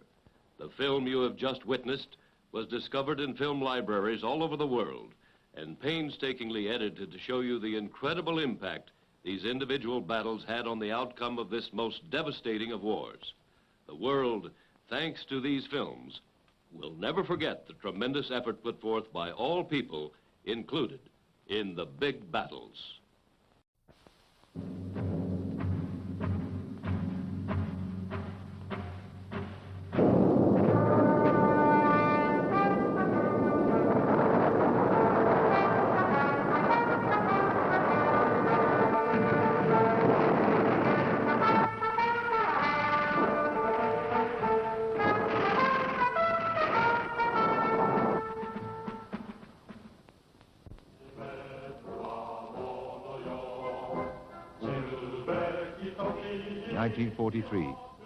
The Japanese are at the height of their military success. Their trail of slaughter and destruction has secured the whole of Southeast Asia and half the Pacific. The Japanese people, led into war by a battle-hungry military council, are pleased with the success. Japan's economy can grow on the raw materials that are now in their grasp. Few realize in these heady times that their days of conquest are over.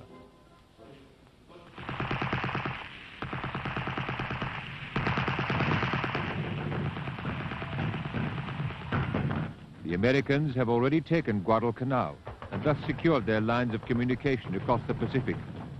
It had been a baptism of fire for the Americans, who had lost 1,600 men in this one landing alone. But the implications for Japan had been worse. The Japanese gamble had failed. The new Japanese empire was not going to be left alone. The United States did not intend to cut its losses. The news of the Japanese conquests had brought about an angry determination in the hearts of all Americans. It was not a matter of simply liberating these territories now under the Japanese yoke. They intended punishing the Japanese by inflicting on them a total defeat. It was not a matter of simply defeating the Japanese. They intended to root out the whole military structure that had begun the Reign of Terror. It was to be total war. And to wage this war, the Americans were prepared to throw in everything they could.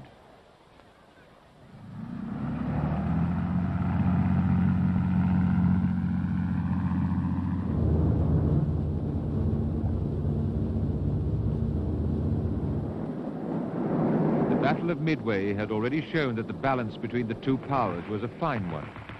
The Japanese had summoned the best of their naval resources. They had put together the largest fleet in the world. Yet the Americans, already crippled by the losses at Pearl Harbor, had beaten off the Japanese attack. Now, as the Americans began the long push back through the Solomon Islands, they started to deploy their massive industrial strength. They were to spend thousands of millions of dollars on their navy and build 70,000 ships. This was to be the foundation of their troop deployment across the largest battlefield in the world.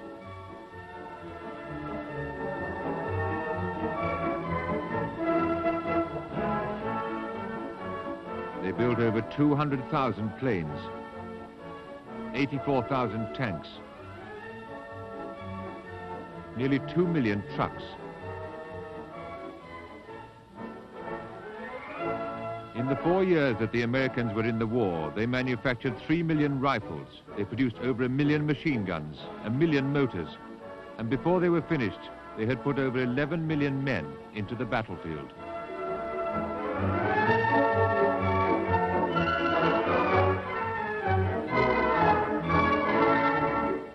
Combat, fighting lasted a few hours, sometimes only a few minutes. Most of our life from month to month was rather boring, just crossing the Pacific, which was not Pacific at all. It was full of tremendous typhoons, which really were more a source of concern to us than the Japanese. These typhoons, which started in the Philippines and went across the Pacific to the Bering Sea, did a great deal of damage, and one struggled for days to stay afloat. I think we lost more destroyers to typhoons than we did to the Japanese submarines. The vast area of the Pacific was too much for one commander alone. It was split into two. General Douglas MacArthur, who had set up his headquarters in Australia after leaving the Philippines, was given command of the southwest Pacific area. MacArthur was to strike northwest to the Philippines. A flamboyant personality, MacArthur operated almost as an independent power. The American chiefs of staff negotiated strategic agreements with him rather than issued him with orders. Throughout the war, he was to remain aloof and to put his personal stamp on the southwest Pacific. And though he was under instructions to coordinate his plans with the campaign in the Central Pacific, his relations with the commander of that area, Admiral Nimitz, were extremely bad. Admiral Nimitz, who was the commander-in-chief of the Pacific, a man who was modest and calm, very well liked, and a great diplomat, which was important because he was caught between General MacArthur, who commanded the Philippine area, the Western Pacific, and who was quite temperamental, and Admiral King, who was Chief of Naval Operations in Washington. Admiral King was a man cold and hard, who said, when President Roosevelt called him in to be the Chief of the Navy, said, when the going gets tough, they always pick the sons of bitches.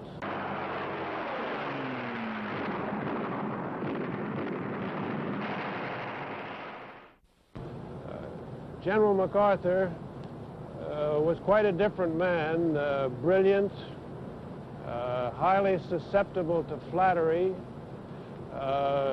looking for publicity, which Nimitz and King avoided. When the strategy for the campaign in the Pacific was settled in March 1943, it was MacArthur who made the first move.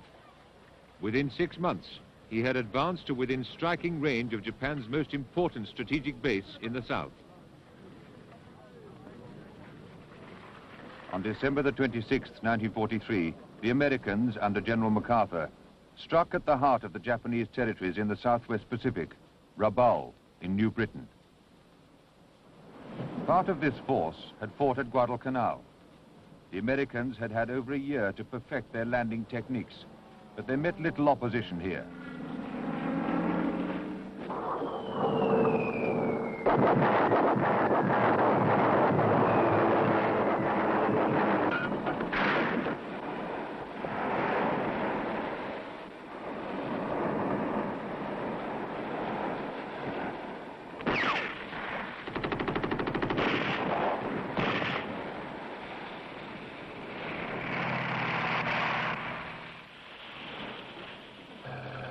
But when they moved inland, the Marines found themselves sinking into thick jungle.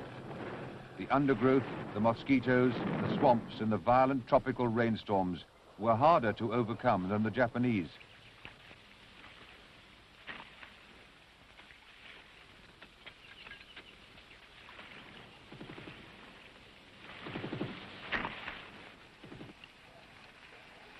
It was not enough to capture territory. The airfields they captured turned into quagmires.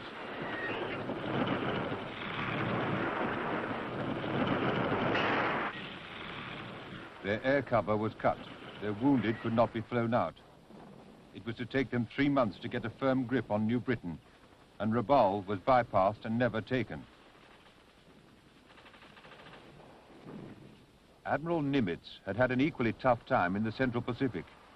At Tarawa, in the Gilbert Islands, the first step in Nimitz's plan of operations, the Japanese had lined the shores with pillboxes, bunkers, and machine gun emplacements.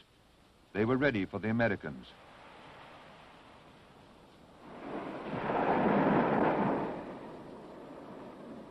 But the Americans were ready too, with plans that were to turn Tarawa into the scene of one of the bloodiest battles of the Pacific. They began a constant bombardment of the Japanese positions, but it was not enough. When the Marines landed, they could not get off the beaches.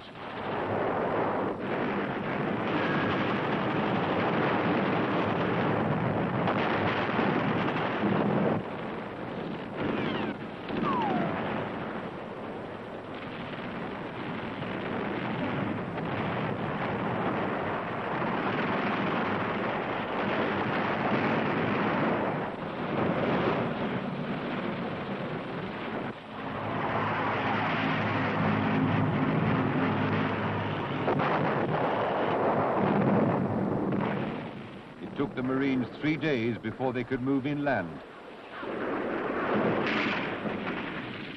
And there, the Japanese resisted to the last man.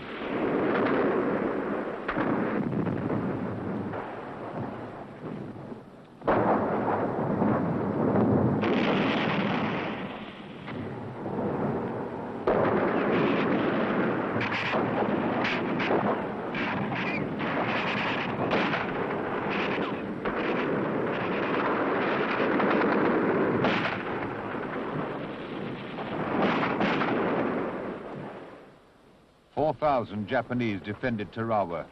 Not one survived. When they could fight no more, they committed suicide.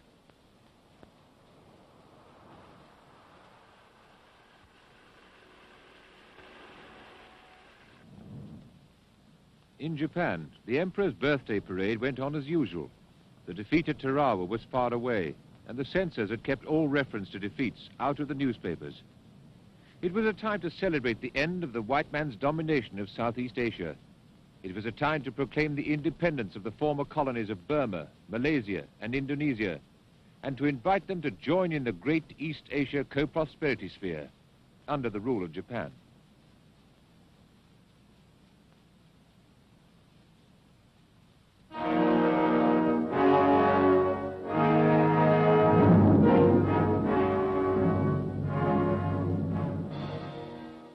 The newsreels proclaimed this new empire. Now we have laid the foundations for the future, they said. For generations, the people of Eastern Asia have lived under the domination of the English, the Dutch, and the Americans. Now these people have thrown off the yoke of the oppressors. Thanks to the heroic efforts of our armed forces, they have joined with their liberators in the new Great East Asia co-prosperity sphere.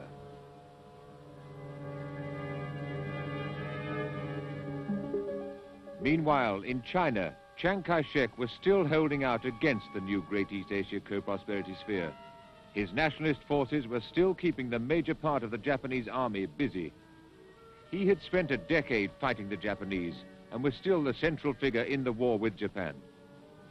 For the Americans' initial objective in the Pacific was still to aid China before crushing Japan. China was the base from which they could launch the invasion of the Japanese mainland. So Chiang stayed in the headlines with pictures of his attractive American-educated wife.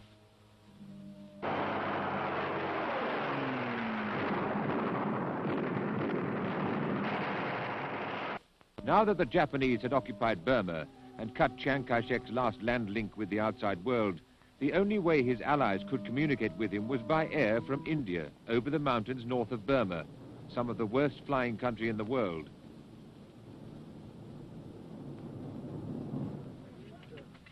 Chiang Kai-shek's armies were large on paper.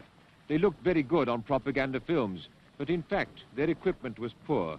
They were weary after a decade of fighting, and many units were barely under Chiang's command at all. The traditional Chinese warlords had taken up their former feudal rights and had begun to make deals with the Japanese. Many Allied observers doubted Chiang's ability to fight at all, and no one was more skeptical than General Vinegar Joe Stilwell, the American military advisor. Stilwell's objective was to build a road over the mountains into Burma. There, the British Army was fighting the third front of the battle for the Pacific under General Sir William Slim, probably the best fighting soldier the British Army produced in the whole of the war. The British operations began in 1943 with commando groups, the Chindits, under Brigadier Ord Wingate. They operated in the jungles, miles behind the Japanese lines, destroying communication wherever they could. When it came to conventional fighting, the Japanese played right into the Allied hands. When they marched into Burma, it had never been their intention to invade India.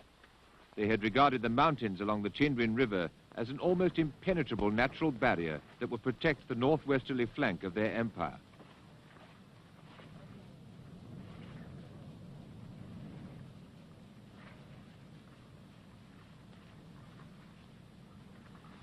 The British guerrilla tactics, however, changed their ideas.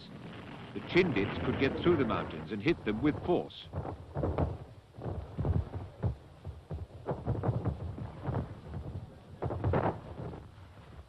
In March 1944, the Japanese decided to attack across the Chinwin, over the mountains into India. It was a fateful decision.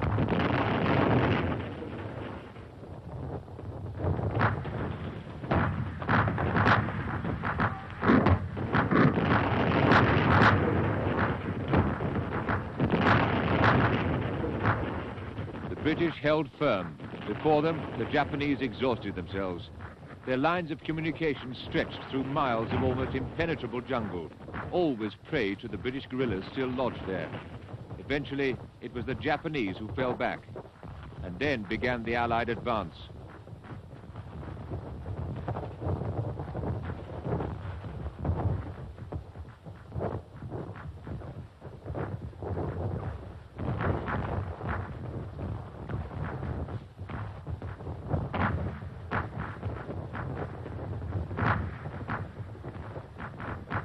The Japanese army in Burma was virtually wiped out. They lost about 53,000 men out of an army of 85,000.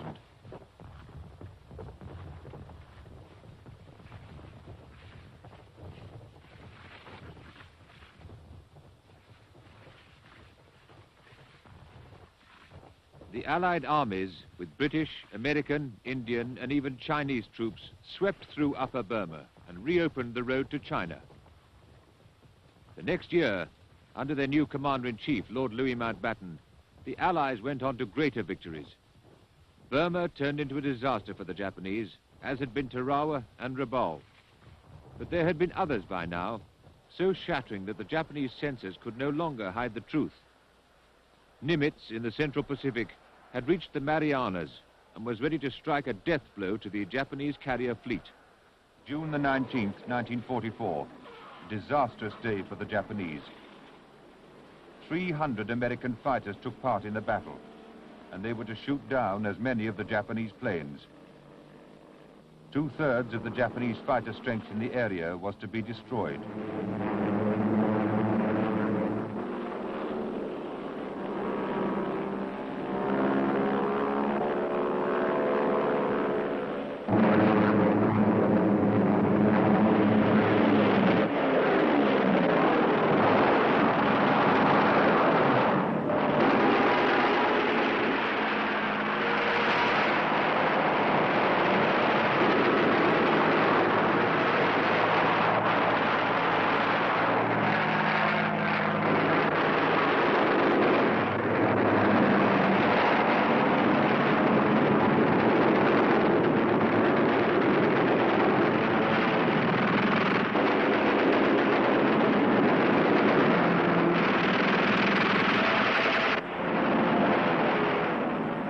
was, as the Americans said, like clay pigeon shooting.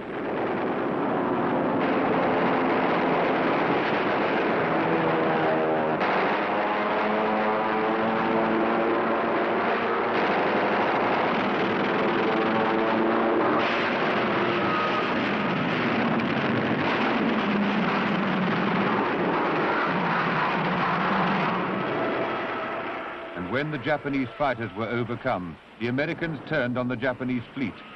They sank one aircraft carrier, damaged 4 others, and put 2 battleships out of action. But they were now 300 miles from their own carriers, tired, short of fuel, some with damaged planes. They were often unable to judge their approaches correctly as evening came on. They had lost 20 in the battle. They were to lose 80 on the return.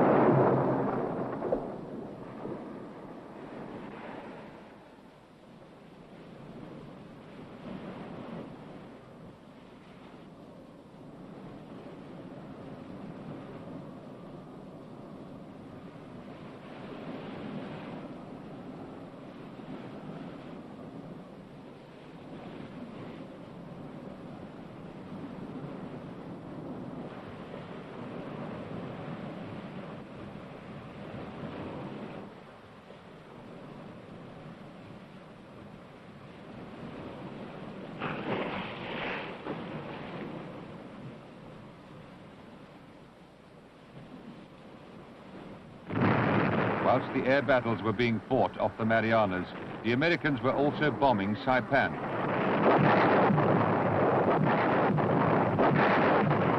The Marines were meeting the same kind of opposition they had met at Tarawa. It took them over 3 weeks to take this island, only 10 miles wide and 4 miles across. They lost 3,000 men, but they killed 26,000 Japanese.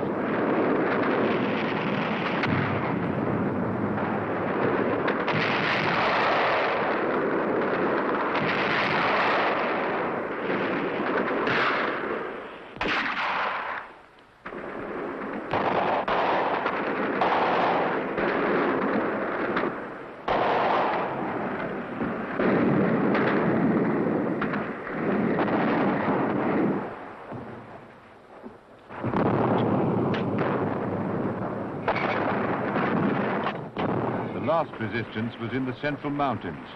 There, the Japanese, with neither food nor water, were holed up in caves. They were literally blasted out.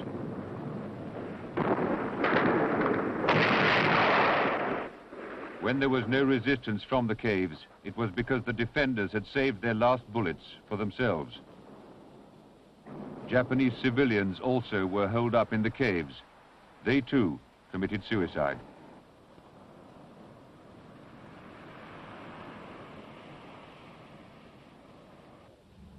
In Tokyo, the loss of Saipan brought about a change of government. General Koiso and Admiral Yonai now led the Japanese war cabinet.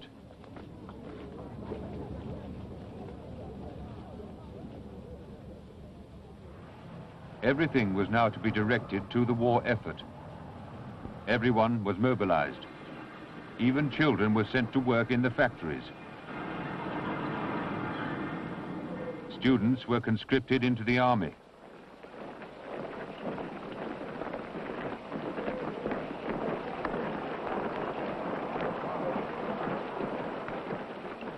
This was the time when the ashes of the dead of Saipan arrived in Tokyo.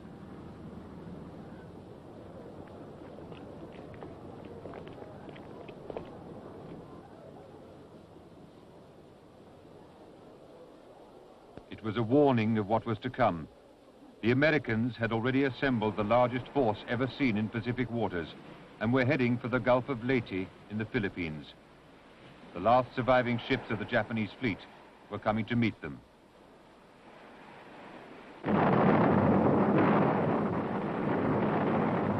The Japanese began well. They decoyed part of the American fleet away from the main forces to a position north of the Philippines. Then they moved in with their main group on MacArthur's landing forces. They sank 2 carriers and 3 destroyers, severely damaged 7 other carriers and 1 destroyer. But then the Japanese Admiral Kurita broke off the engagement, and the American escort turned on him.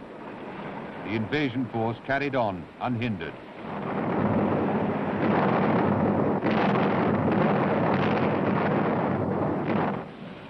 And in the north, the Japanese decoy was not successful for long. Admiral Halsey noticed the virtual absence of planes on the Japanese carriers. There were only 116 planes on all 4 carriers.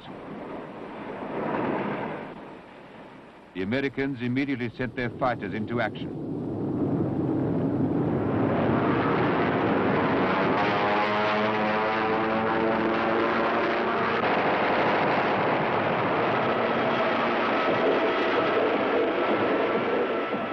Four carriers were sunk, 1 cruiser, 2 destroyers. With the losses in the south, it meant that the Japanese fleet was now practically non-existent.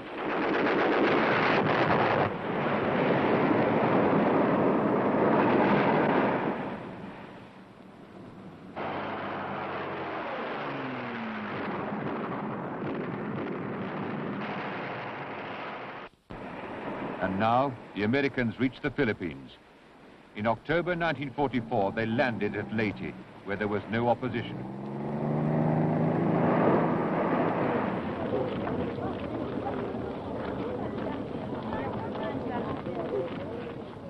In March 1942, MacArthur had promised to return to the Philippines.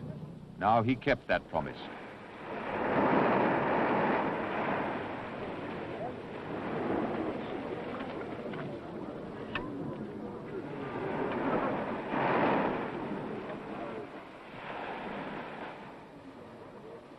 But it was not all as easy as this.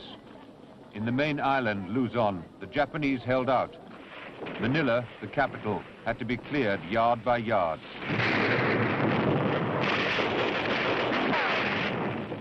It went on for over 10 days. When the Japanese and the Americans had finished with it, Manila was a mass of rubble.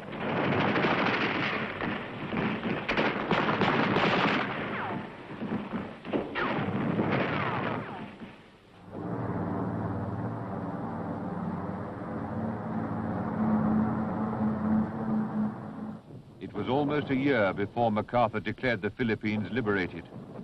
It had been a long way back. But MacArthur was not to be first to strike at the Japanese mainland. Super fortresses from the Marianas had been within striking distance since the autumn of 1944. They could carry 6 tons of bombs, and they had a range of 3,000 miles. The B-29s raided Japan every 4 or 5 days from December 1944. There were 60 to 90 bombers in each attack. Their main targets were the industrial areas, the harbors, and aircraft factories. But they were not very successful in hitting these targets.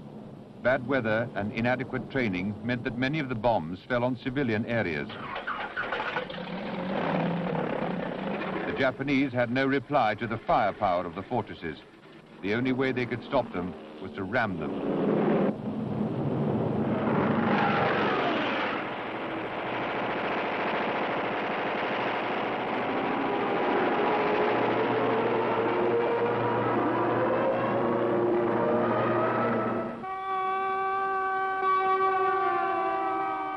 People in the cities had no cellars and very few air raid shelters to go to when the B-29s came. Their wooden houses were no protection against the American bombs. They soon caught fire.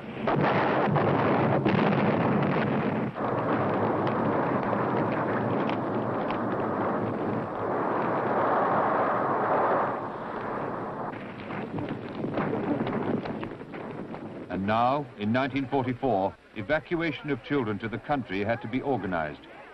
These were scenes few had thought possible in 1941.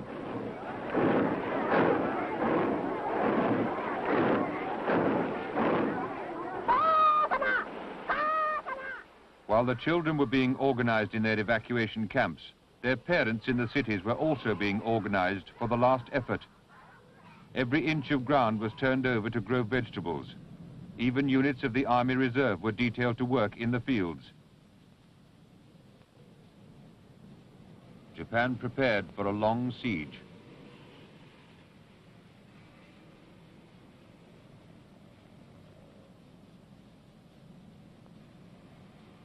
And the Americans were less than 1,000 miles away.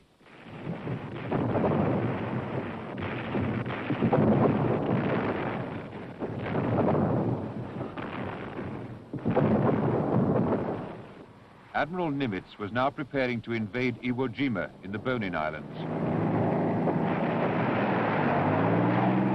But at Iwo Jima, the Americans came across defenses even stronger than they had met before. The Japanese had transformed Iwo Jima into an anthill of heavily fortified pillboxes, connected by tunnels.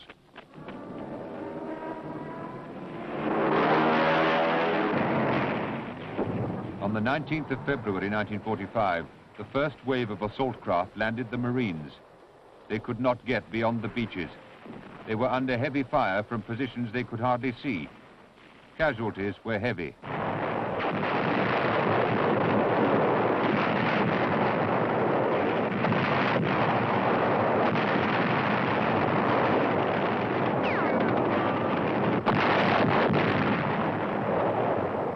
By the end of the first day, they had battered their way to the first pillboxes at the foot of the mountain in the center of the island.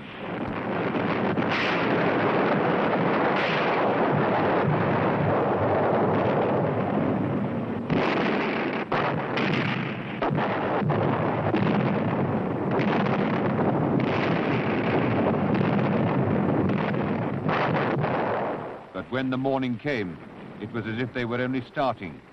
The Marines were trapped at the foot of the mountain. The Japanese overlooked their positions. Only a continued air and naval barrage saved them.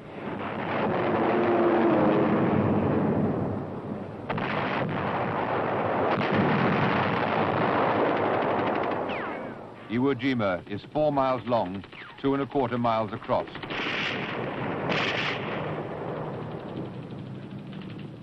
The Americans were over a month in taking it.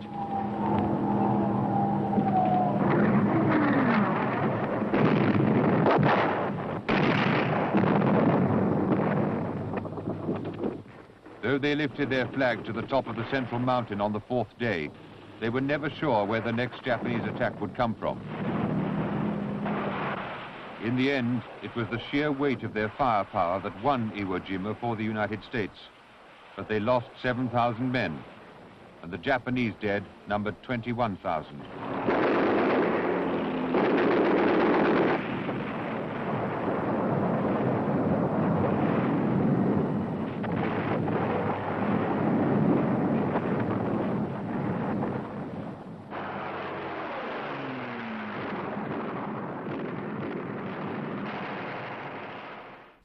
As Iwo Jima fell, the Americans changed their strategy in bombing Japan. General Curtis LeMay decided to switch from high-altitude bombing to low-flying incendiary raids. The objective, to break down Japanese civilian morale. first raid was on the 10th of March, 1945. 300 B-29s set out from their bases in the Marianas. Their target, Tokyo. The weather was not good. There was a hurricane-force wind. The aircrew said it was suicide to go up. The planes had been stripped of all defensive guns, so they could carry more bombs. But at Iwo Jima, they were met by an escort of Mustangs. They were to be defended all the way to Tokyo.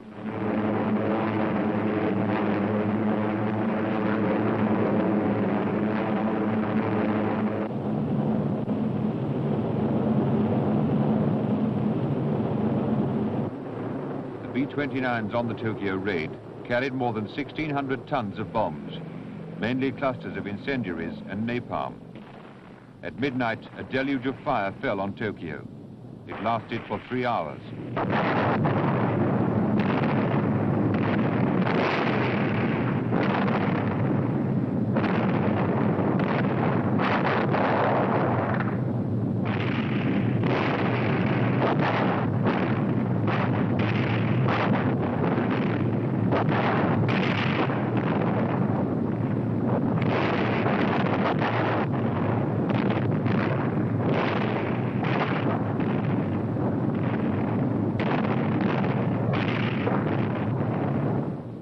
Like a forest fire, the flames were whipped across the city by the hurricane-force wind.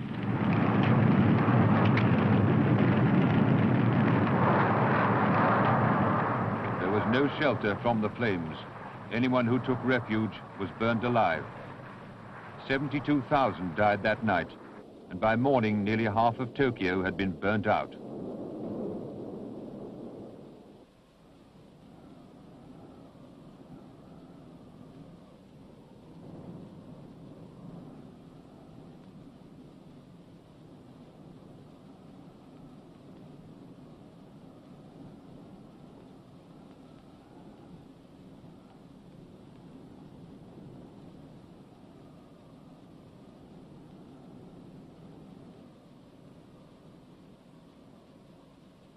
The royal palace escaped destruction. In spite of protests by his staff, the emperor now insisted on seeing the devastation for himself. It was the first time he had used his full power, contrary to his government's wishes. He was appalled by what he saw in Tokyo. Japan could conquer no more. The defense of the country was now the only thought, and a defense that no one could have imagined. For one American battleship, one plane, and one life. The suicide pilots, the kamikazes.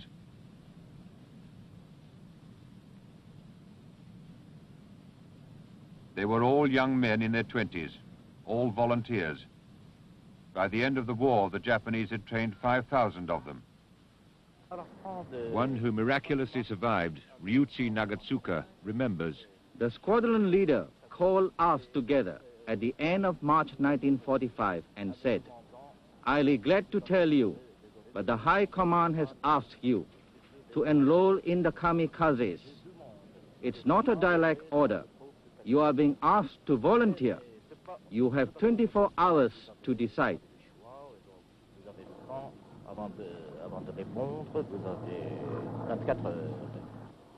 So we went to the officers' mess, talked about it among ourselves.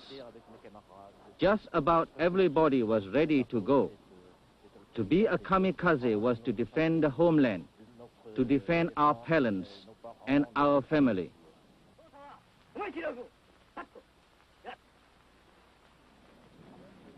They trained on wooden simulators, for they could not spare the fuel for training in the air.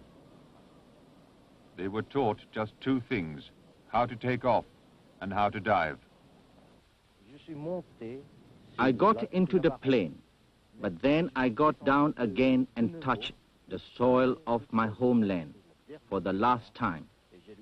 I looked at the grass that was growing there, even the grass that was of no use whatsoever, that would stay attached to the soil of Japan, that would survive me, because I was about to die.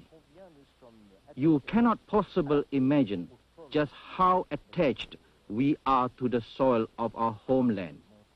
I tried to think of the faces of my parents, of my younger sister, but I couldn't. The emotion of the moment had even blotted out these memories. These young men were the ultimate expression of the dedication of the Japanese people to their nation and their emperor god. Their name, kamikaze, meant divine wind, and they had an aura that was reflected in their song. We go to battle shielded by our divine force. We leave the mountains of our homeland, and as we die, we salute our emperor god.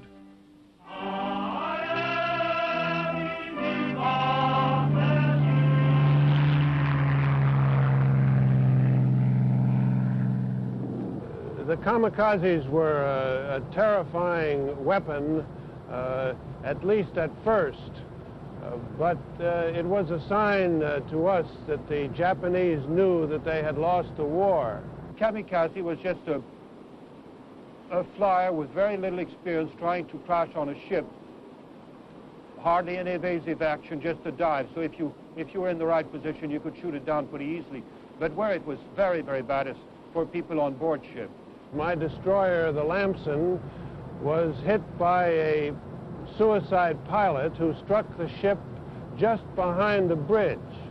And everyone on the bridge, except myself, was killed or wounded.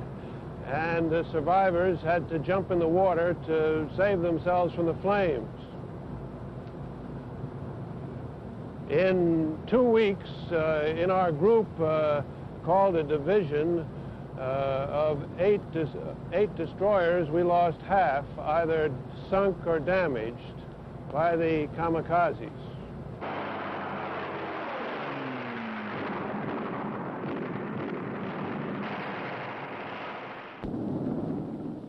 It was at Okinawa that the kamikazes made their supreme effort. On April the 6th, 1945, 350 of them took on the American invasion fleet. 28 of them got through.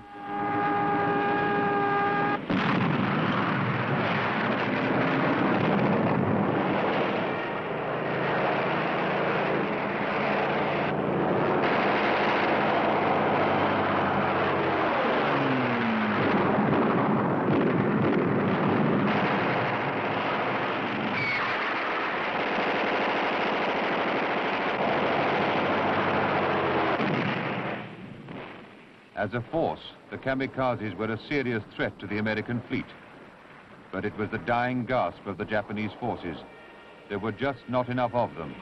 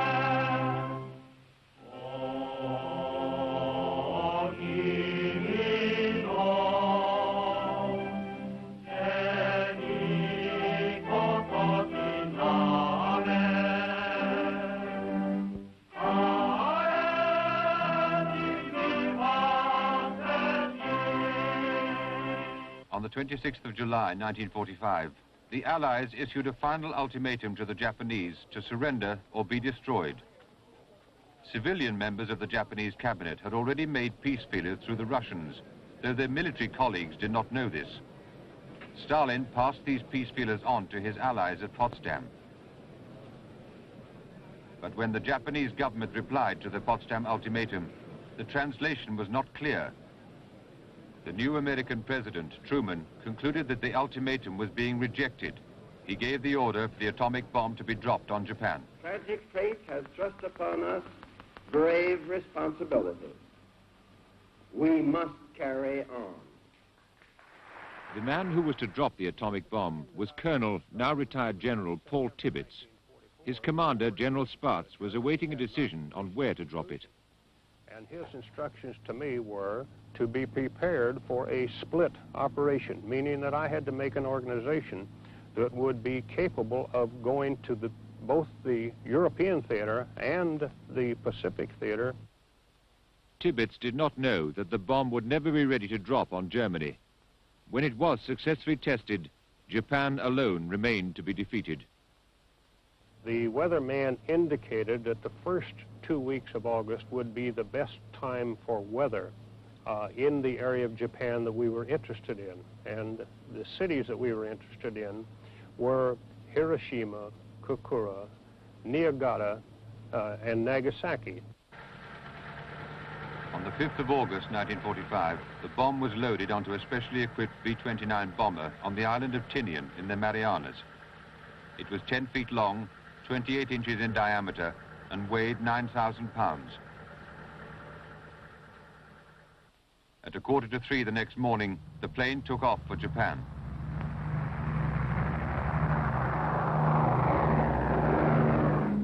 The target selected was Hiroshima, an industrial town of 380,000 inhabitants. The people of Hiroshima had so far been spared American air raids.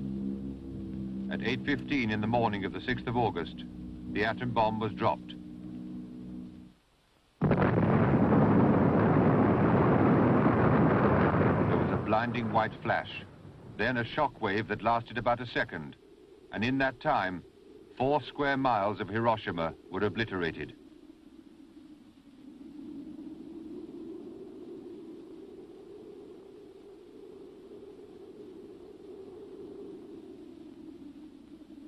I looked at the Japanese as an enemy, one with whom our country was at war, and my responsibility at that particular time was to carry out a war mission.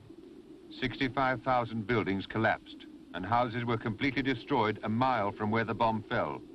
78,000 Japanese died, many of them literally incinerated.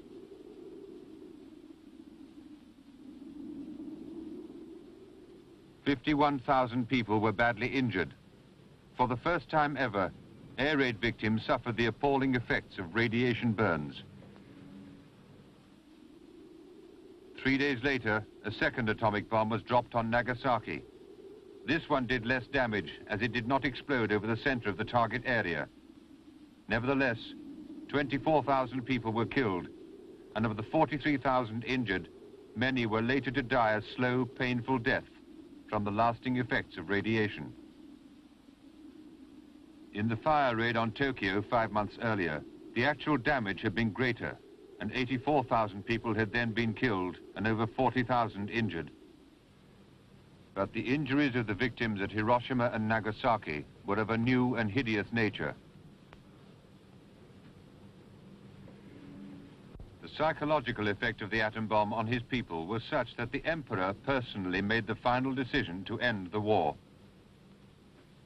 On the 15th of August, the Japanese people heard his voice for the first time. In a radio broadcast, he told them that he was surrendering on their behalf and that the war was over.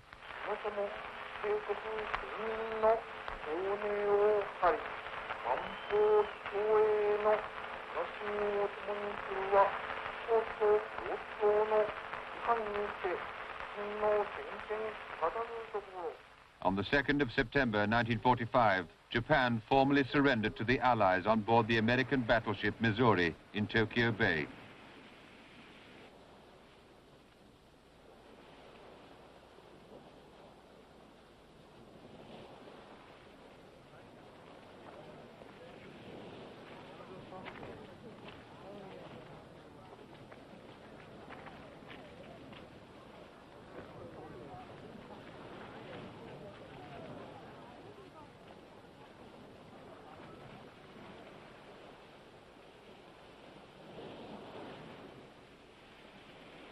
General MacArthur, in charge of the proceedings, called on the Japanese Foreign Minister, Shigemitsu, to sign the instrument of surrender.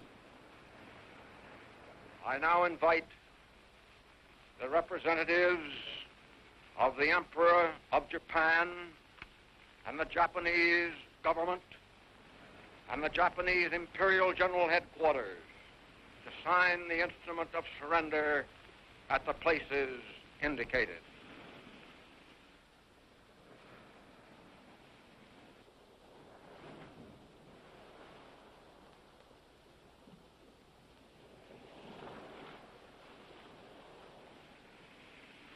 The Supreme Commander for the Allied powers will now sign on behalf of all the nations at war with Japan. Will General Wainwright and General Percival step forward and accompany me while I sign? Then he too signed on behalf of the Allied powers.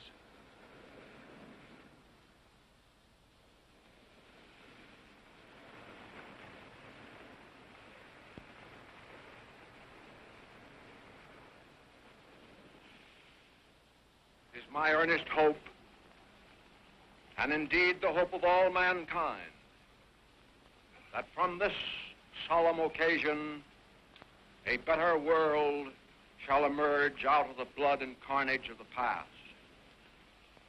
These proceedings are closed. 15 major battles of the Second World War. Their impact was enormous and decisive. See newly released documentary footage on the dramatic encounters in the Atlantic and the Pacific.